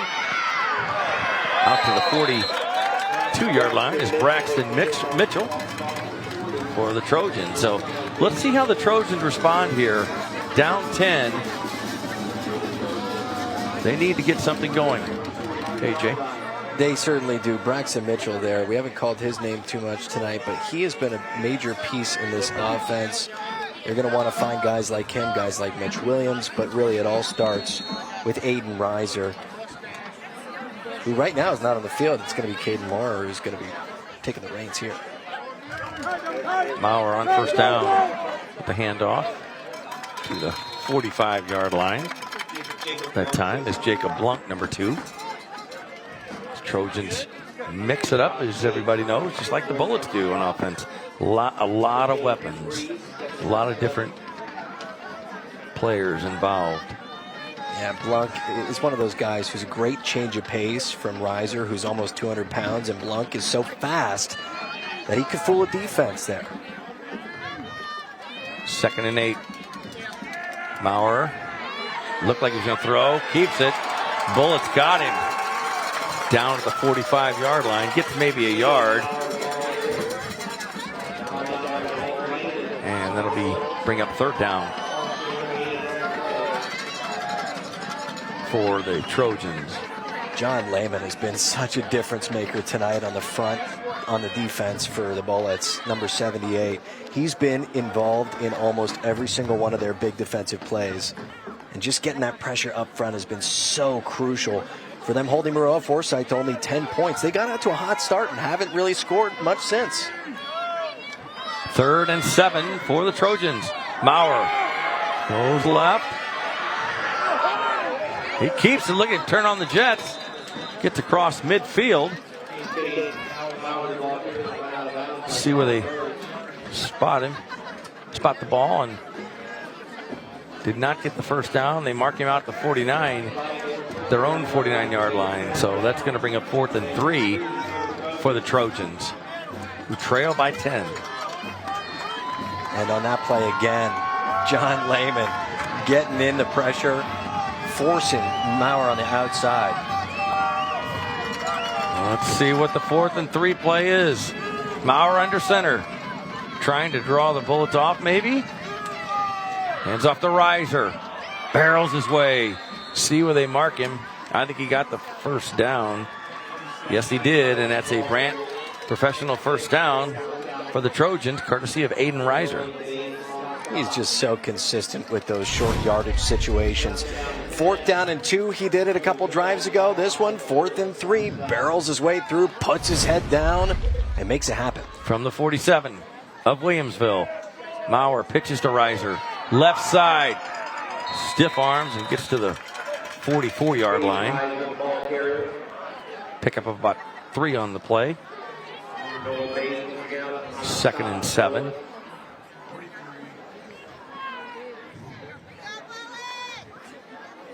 .45 seconds remaining in the third quarter.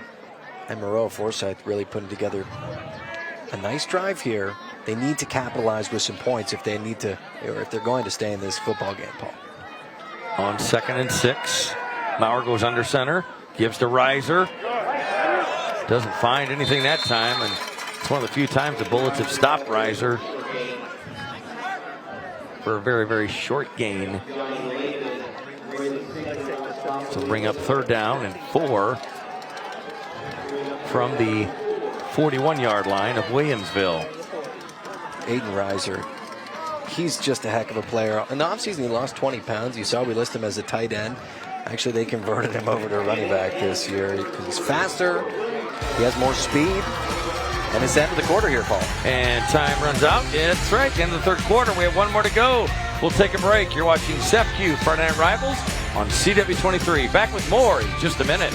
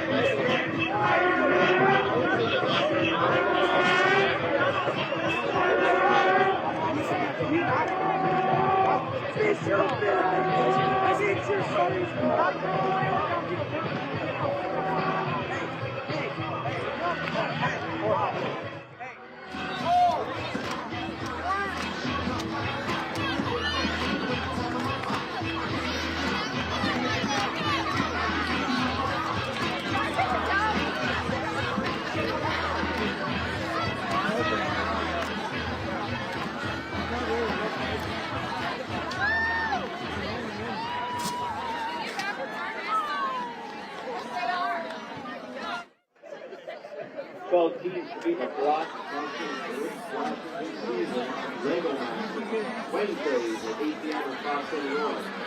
Stay connected to Seth Q Friday Night Rivals presented by HSH St. John's Hospital. All season long on newschannel20.com.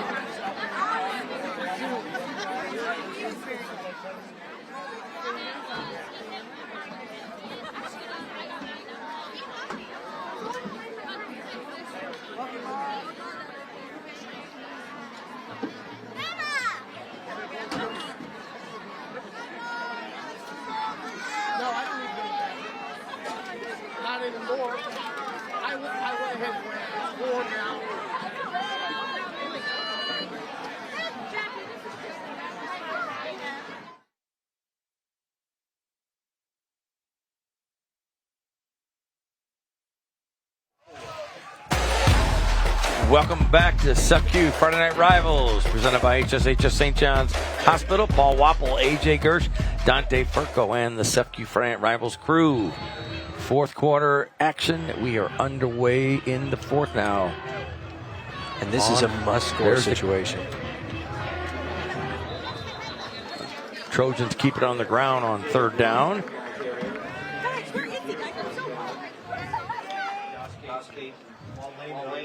So we enter the fourth quarter with the Bullets leading the Trojans 20-10. 4th and 1 from the 38. This is a big play in this game, AJ. Yeah, Maroa-Forsyth needs to convert this fourth down if they want to have a chance to win this football game. Aiden Reiser on the field. I would be shocked if the ball is not in his hands on this one. See what they do. Maurer lines up under center, goes to Reiser as you suspected, gets that first down and then some. And that's a Hardee's first down. Feed your happy at Hardee's. Time and time again, they go to Reiser on those short fourth down situations. He's converted every single one of them. 2 big ones on this drive. The Trojans need to get some more points. They've got plenty of time. Now Maurer under center. On the 34, pitches to Reiser. Spins around and falls down. But gets some positive yardage, a couple yards on the play. Here's the replay. Nice spin move. Get a little extra yard or two. Reiser, veteran, senior back, knows how to get a couple extra yards, especially in big moments like this. 2nd and 7.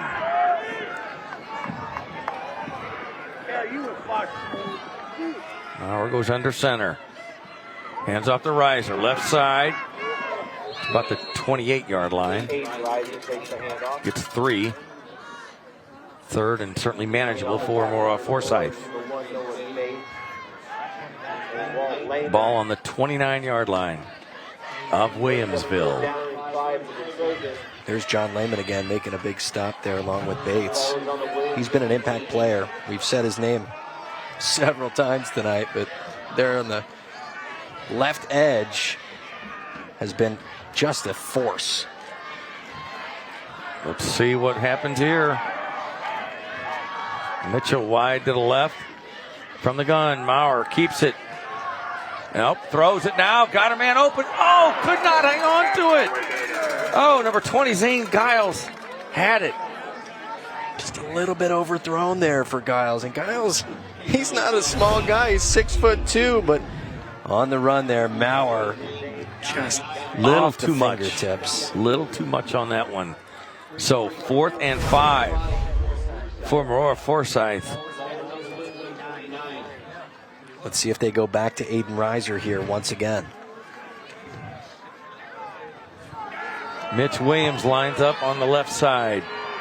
2 receivers on the right. 4th and down. Fakes it, Maurer does. Is he going to run it or throw it? He's in trouble. Dumps it complete to Reiser.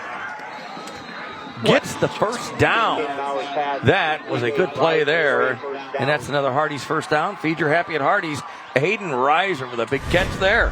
What an adjustment by Caden Maurer. He doesn't like what he sees. He rolls out of the pocket. Whoop, stop and pop. Reiser with a nice grab. The throw a little off the mark, but he gets the first down. And I'd be surprised if his ball isn't in his hand again. 1st and 10 from the 21. There's the handoff to Blunk. Jacob Blunk. Done a good job tonight. 9:01 left in this one. It's been a good one.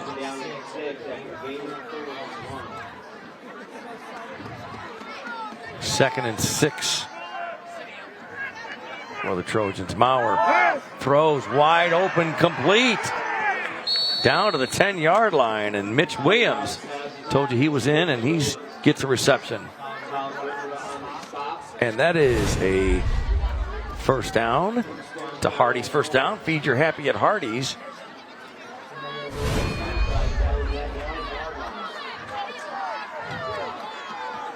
From the 10 now, the Trojans. Maurer looks left, in trouble. No way he's going to get away. He got away. Maurer's going to run it. No, is he going to get it? Oh my goodness. I swore he was down. Oh, what a run. Out of bounds at the 1. Almost got in the end zone. Caden Maurer might have been one of his best play of the night. Watch this. He looked like Houdini, just missing the sack. Makes a spin move happen. Finds the outside lane. Nice block there by Aiden Reiser, too. Just couldn't punch it in. Josh Cates, number 25, just got him. Just caught him. 2nd down now. Hand off to Reiser. Barrels his way, and let's see. Wait for the signal. Trojans say they're in, and he's in. Touchdown. That's a Young Security touchdown. That means $50 to this week's charity. The Mary Bryant Home for the Blind. Paul, we have a game on our hands here. Aiden Reiser now with 15 rushing touchdowns on the season. They were down to the goal line. You knew who it was going to. He has the ability to just get that shoulder down and punch his way through. Noah Luther to attempt an important extra point here. Plenty of leg. Kick is up and good. And we have a 3-point game now. 20-17. We'll take a break. Back with more fourth quarter action from Williamsville in just a minute. You're watching SEFCU Friday Night Rivals on CW23. Stay with us.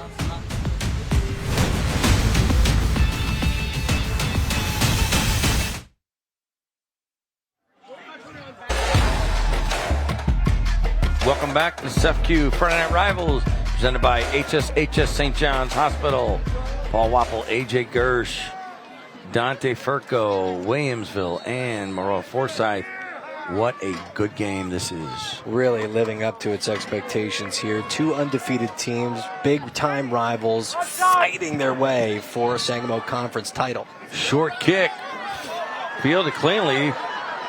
Good return there by number 15 for Williamsville, Harley Sharp, and the Bullets will have excellent field position as they start this drive with a 3-point lead after the Maroa-Forsyth touchdown. Harley Sharp is so consistent on offense. You call his number, he gets you 5 yards a carry. That's what he's averaged all season. And on special teams, he's one of those guys who can make it happen. Let's see how the Bullets respond to the Trojans touchdown. On first down, Seaman calls his own number, goes right, Close to midfield, gets across midfield.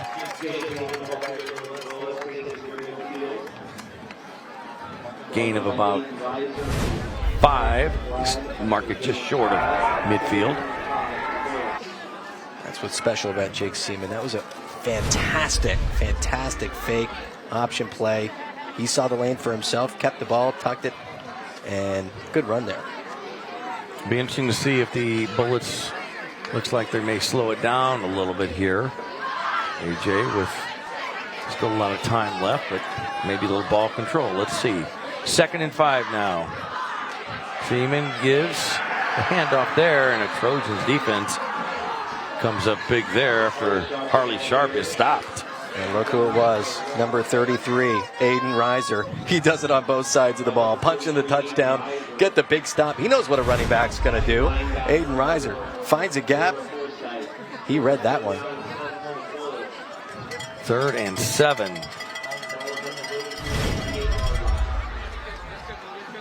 For Williamsville, and yes, they are going to run some clock here in the 4th. Coach Kuhn saying, okay, let's slow it down a little bit. We're up by 3. 3rd and 7. Seaman cuts back. It's across midfield. Good run there. About the 46-yard line. Be short of the first down. So bring up 4th down and timeout. Injured player. Maroa-Forsyth, so officials timeout. 6:13 to go in this ball game, and that's good to see. The Maroa-Forsyth player up on his feet quickly. Number 69, Andy Munjoy.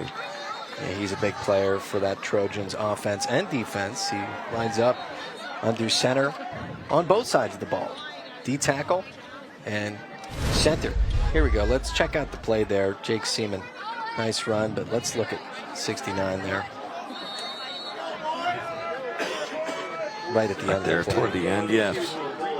Good camera work, as always. Great camera work by the men and women on the Seth United Friday Night Rivals crew. Thanks for everything you do. Each week, each night. Tonight, no exception. Great work. 5:56, Seaman hands off. Hit hard as Ripper, but boy, not until he gets that first down. You're not going to deny him. That's a Hardy's first down. Feed your happy at Hardy's. Colin Ripperda, he is just so tough. He's not a huge guy. He's 5'8", but he is 180 pounds. And looks like, let's take a look at this play here. Ripperda just lowering the head down. Man, what a play. We've got a Trojan down on the field. Trojan staff attending to the looks like that's Caden Maurer. So 5:51 to go here in the 4th quarter. Didn't see what may have happened there, but so and up on his feet, and that's great to see. Here's the replay. Oh, helmet to helmet, pretty hard there. 2 tough players, Ripperda and Maurer. Wow. And great to see Maurer. Looks like he's okay. He's going to check in on the sideline there, make sure that everything's all right, as we see the Bullets heading back out here on first down.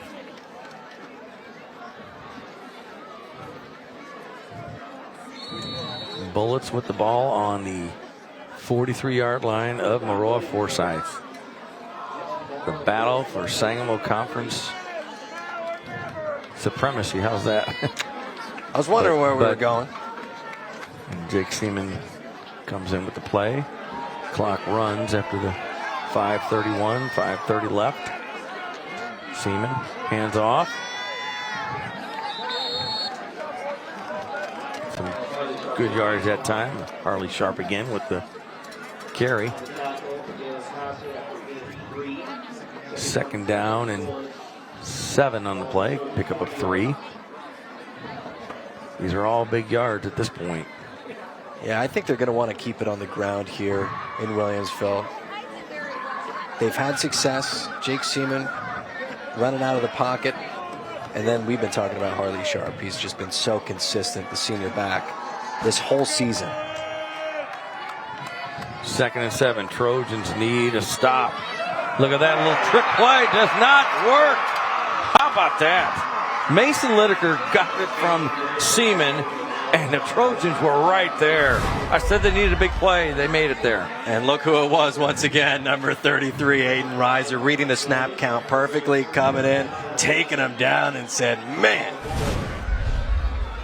what a play. 3rd and 11 now after the loss. Aiden Reiser has just been a dominant force on both sides of the ball tonight, Paul. It's a big 3rd down play for both teams. Trojans look like they jumped. They did not. And the Bullets are going to take a timeout. They want to talk about it with 4:01 left in this one. And why not? We'll take a timeout as well. You're watching SEFCU Friday Night Rivals here on CW 23. Stay with us.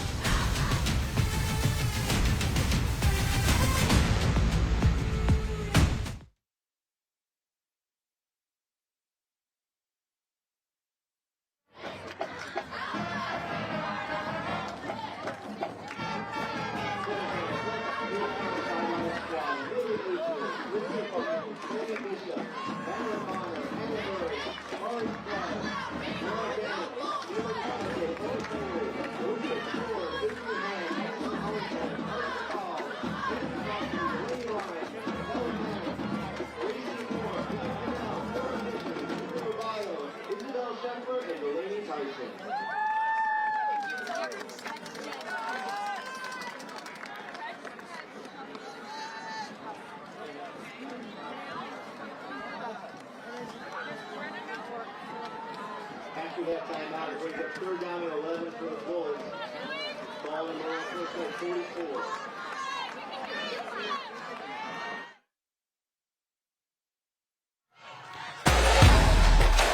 44. Welcome back to SEFCU Friday Night Rivals, presented by HSHS St. John's Hospital. 4:01 left in the 4th quarter. 3rd and 11 for the Bullets. Jake Seaman looks to throw, does throw. The Trojans say no. There's no. Official says yes, he was inbounds at the 35-yard line. Nice catch there by Colvin Fleck. Even better throw. Just put it in the only place the defensive back wasn't able to get to it. Colvin Fleck, Coach Kuhn says, has had some really good games for the Bullets, and it's the first time we called his name tonight, but he's been a standout senior this whole season. So big play there for the Bullets. They get the 1st down. That's a Hardy's 1st down. Feed your happy at Hardy's. Now wait a minute. Okay. And who is it? Ripperda. Check that. That's the 1st down. My apologies. We had it 1st and 10. Thought he did. Receipt got it. Now they do. The Bullets. Ripperda's had a couple of big runs. Now, what was there flag on the play? You see, because they're saying Trojan ball. Wait a minute. We got to take another look at this one. Let's see what Aaron Kuhn is not happy now. He gets a penalty. As everybody knows, no instant replay, of course, in high school football. I had said 1st down, and the marker said 4th down, though, over across on the far side of the field. Let's see what. It'll be 1st down this way. Okay, so here. Let's check it out there. That's Colin Ripperda. Has to get to the yard to gain. 34-yard line. And they might have said he was out of bounds. That's my guess. I think that's what it was before he got the 1st down. 3:20 to go. Maroa-Forsyth trailing by 3. They have the ball. Maurer keeps it. Stopped at the 35. The Bullets stuff him there. 3:12 to go. Both teams with 2 timeouts. After a kind of a strange sequence there, a lot of people weren't sure, I think, what was going on.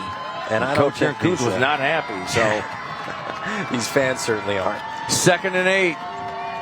Maurer throws, complete, out to the 44-yard line. Mitch Williams, and they'll move the chains after that reception. That's a Hardee's first down. Feed your happy at Hardee's.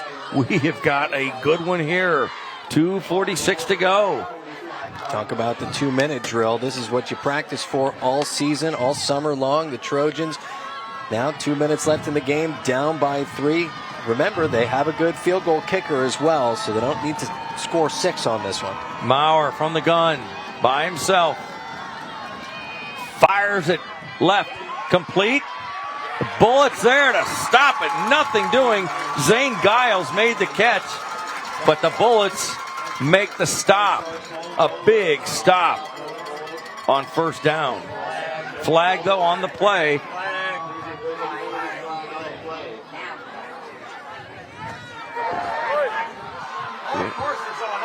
It's on Williamsville. Yeah. Face mask on number 42 defense. Face mask. Result of the play will be a first down still, 5-yard penalty. That was on the catch there.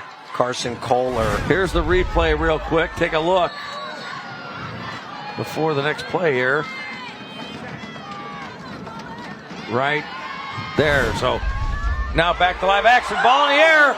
Almost picked off by the Bullets. Nolan Bates had it. Couldn't hang on to it. Incomplete. 2nd down now for Maroa-Forsyth. They're really lucky they got away with one there. It was just tipped off the hand of the receiver, Nolan Bates. Just a split second.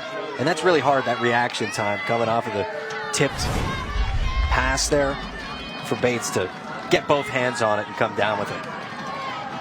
2nd and 6. 1:59 left. The Williamsville Bullets crowd making some noise. Maurer keeps it. Gets to midfield, and that's it.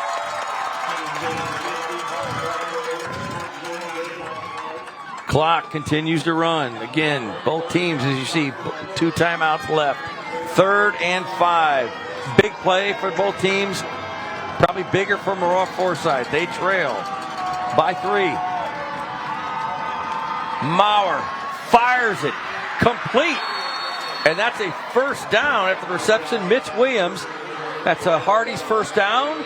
Feed your happy at Hardee's. And here we go. All right, good drive here by Maroa-Forsyth. Mitch Williams. Limping a little bit. He stays in the game, though. Clock running. 1:18, 1:17. 1st and 10 from the 43 of Williamsville. Maurer looking to throw. Goes deep. Got his man Williams. He might be in the end zone. And did he make it? He is in. Touchdown. Maroa-Forsyth with 1:01 to go. Wow. And that's a Young Security touchdown. And that means another $50 for this week's charity.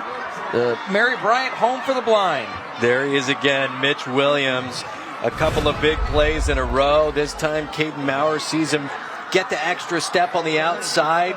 A perfect ball into Williams. And he just trots on in, extends it for 6. Touchdown, and we have ourselves a game. Minute left, though, for Jake Seaman and the Bullets. 23-20.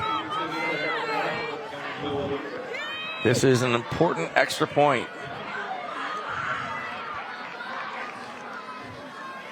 Noah Luther's kick is up, and it is good.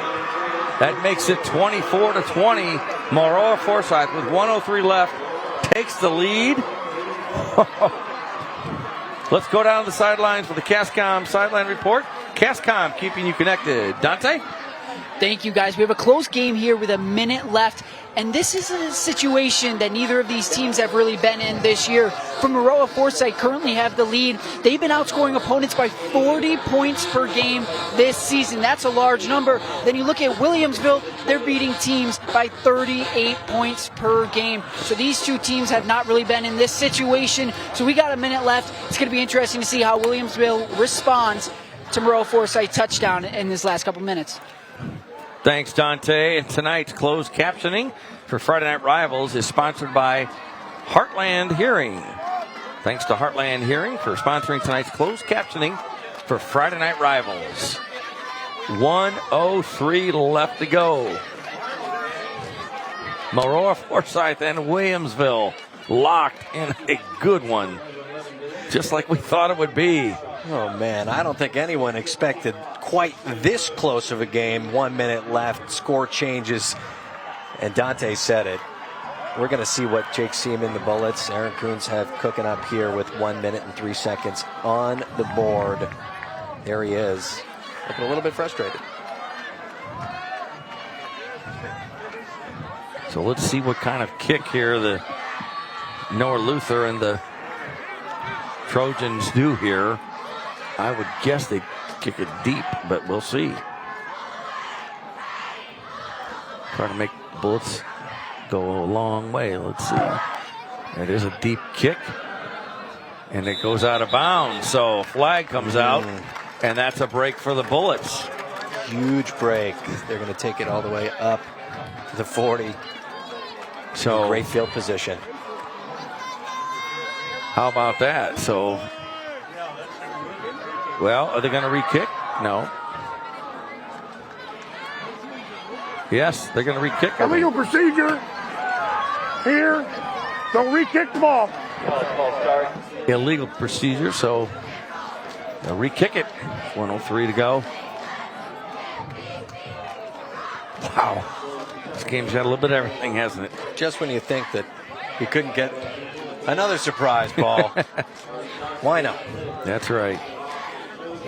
And of course, after the game, we'll have the presentation of the SEFQ Friday Night Rivals Champions Trophy and the Orthopedic Center of Illinois Player of the Game. A lot of candidates, and we've still got a decent amount of football left, so we'll see. 24-20. Maroa-Forsyth leads here. Noah Luther will kick from the 35 now.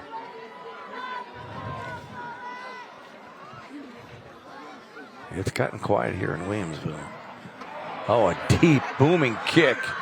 Fielded at the 12. And there goes.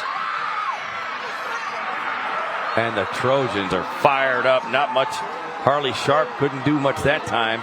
It's one of the few times they've stopped him from getting a big return. So the Bullets have a long way to go. They do have 2 timeouts left.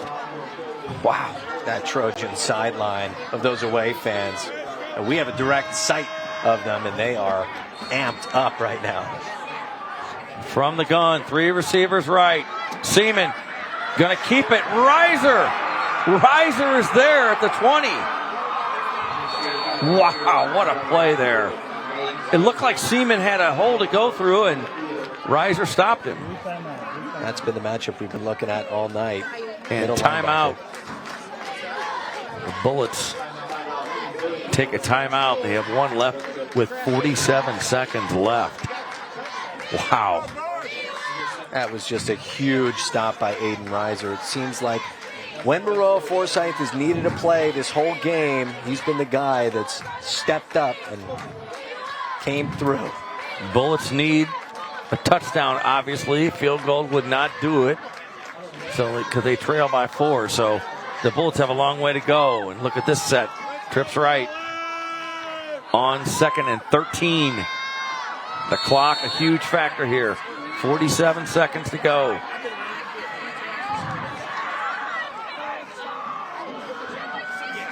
Seaman, way back. Fires it complete to Workman. Look at him go. To the 35. Jackson Workman.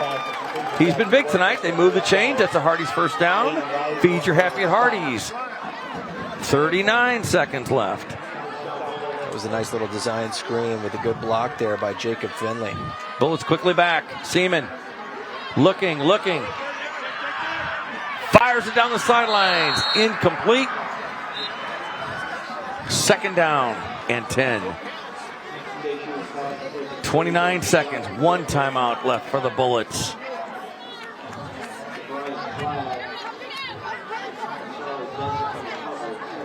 Ball on the 36-yard line. Bullets have a long way to go, 64 yards, and they only have 29 seconds to do it. Seaman looking, goes deep, way up deep, closer to a Maroa-Forsyth receiver, dropped, had it in his hands, and that could come back to haunt them maybe, but Jacob Blunt, had a chance to ice the game there. So, but you still got 3rd and 10, 21 seconds. Here it is. Seaman just heaved it. Not really very close to a Bullets receiver. Might have been a miscommunication, but 3rd and 10. 21 seconds to go. One timeout for the Bullets. They need the first down. They need it quickly. Seaman fires toward the sideline. Complete, out of bounds. And just enough for the first down. The Bullets knew where they had to go. Colvin Fleck. And that's a Hardee's first down. Feed your happy at Hardee's. 16 seconds. Still have a long way to go. Maybe a Williamsville receivers there. Workman says, all right, Colvin, you got it. Hit the sidelines, and let's regroup. 16 seconds. Could be just a couple of plays maybe left. Let's see. The Bullets have to go deep here. Seaman looks, goes sideline. Stays in bounds at the 48-yard line, but Aaron Coons quickly calls timeout for the Bullets, and their final timeout, 8 seconds left. Let's see where they mark the ball. Seaman fired it to the sidelines. They were trying to get out, but it's going to be around the 46-yard line here. 8 seconds called. So you're looking at probably one play. Or a quick shot outside.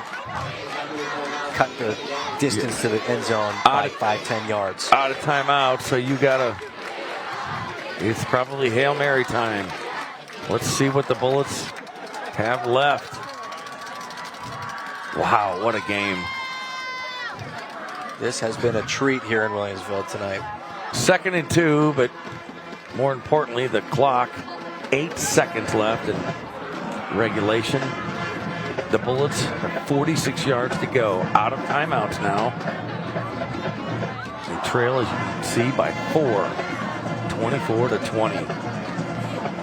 What do you dial up here? A trick play? Do you go for the Hail Mary? Go for the end zone? You have to imagine they'll be diving deep into the playbook for this one. Pulling out all the stops. The Trojans, and understandably, in the prevent defense. 2nd and 2, but the clock, 8 seconds, and timeout. And the Trojans want to talk about it. Why not? They have 2 timeouts left. They want to see what formation the Bullets had lined up. Wow. Not every game lives up to its hype and expectations, but this one certainly has, AJ. It really has, and now we're seeing a little bit of game of chess here between Coach Johnson and Coach Coons. What will Williamsville do here on this, what's expected to be probably the last play of the game? They need to find the end zone, down by 4. It's going to have to be a big shot. A 4-point game. 8 seconds. We're going down to the wire. And again, the winner in the driver's seat for the Sangamo Conference Championship title. Man. What a game. What a game. And we're not done yet.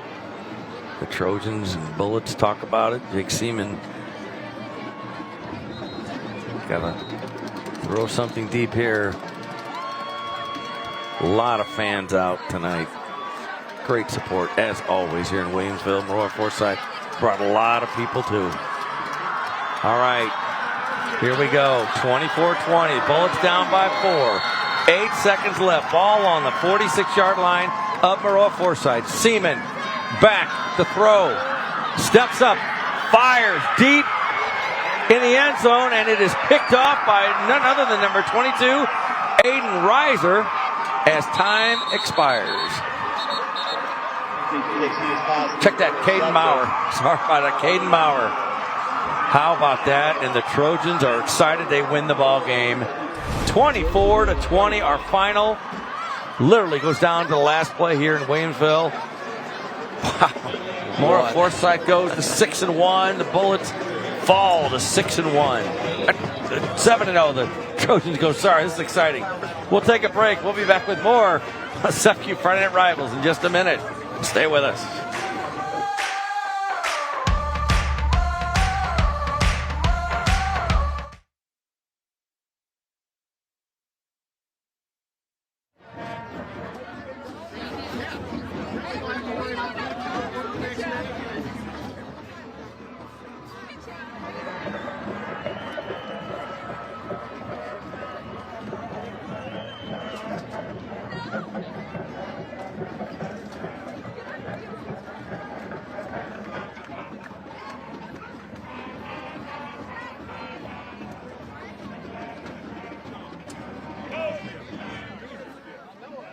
You go there.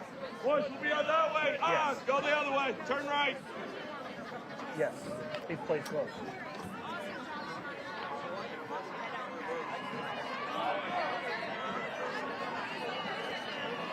We're going over to Green's side. Josh, so far you need to go over there and set up because we can take a minute to get over.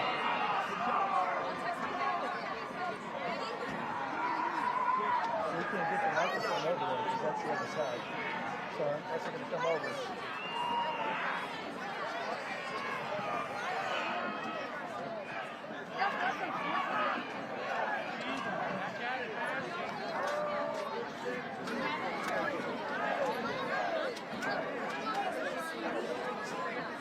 Hey, real good.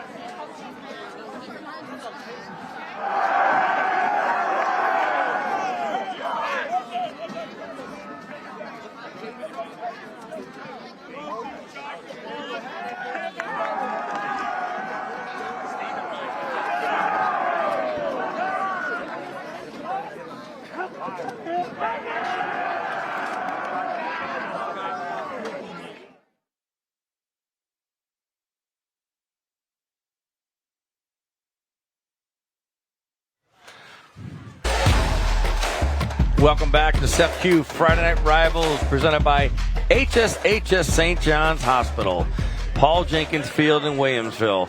One of the best games we've ever seen, I think, on Friday Night Rivals. Maroa-Forsyth pulls out a stunner, 24-20. They hang on. They move to 7-0. Williamsville drops to 6-1. Sangamo Conference champ battle on the line. What a night. Some great players. AJ, both sides, both teams, offense and defense. Wow. Yeah, Maroa-Forsyth got out to that hot start, Paul. And then their offense kind of lagged through the second and third quarter, and then they really came alive. Caden Maurer making it happen with his arm, and then what a fantastic interception just to ice the game there. 22 White had a just unbelievable game. And the player of the game is none other than Caden Maurer, number 22. For the Maroa-Forsyth Trojans, it's the Orthopedic Center of Illinois. Player of the game is Caden Maurer, number 22. Offensively and defensively, he played a great game. Let's go down to Dante Perko with the SFQ Champions Trophy. Dante? We have our Seth Q Player of the Game, Caden Maurer. Caden Maurer and Aiden Riser. I don't know which one. What does it mean to you to come in this game, big undefeated showdown, take home that as well as the win? I mean, it means a lot, especially after the past few years. They got our number, but came out here and we showed up. Yes, sir! So I got to ask, where's this trophy going? Shit. Right next to Joseph's office. Right next to the other one. Going forward, final stretch of the season, you know, what's your guys' end goal as you as a player as well as your team?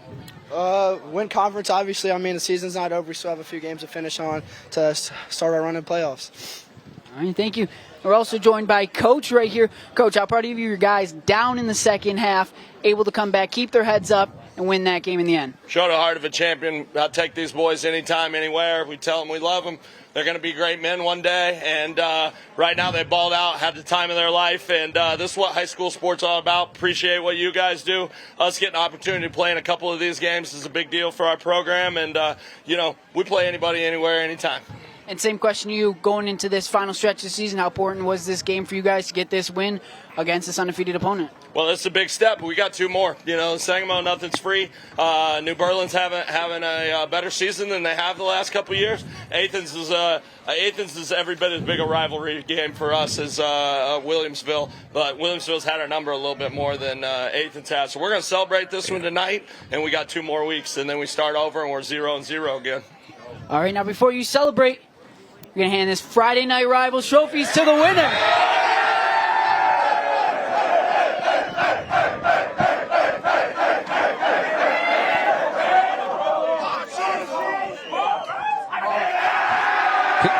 Congratulations to Maroa-Forsyth. They take home the SEFCU Friday Night Rivals trophy for the big win, 24-20. Congratulations again to number 22, Caden Maurer, for grabbing the Orthopedic Center of Illinois Player of the Game. AJ Gersh, I don't have anything else left to say except it was great.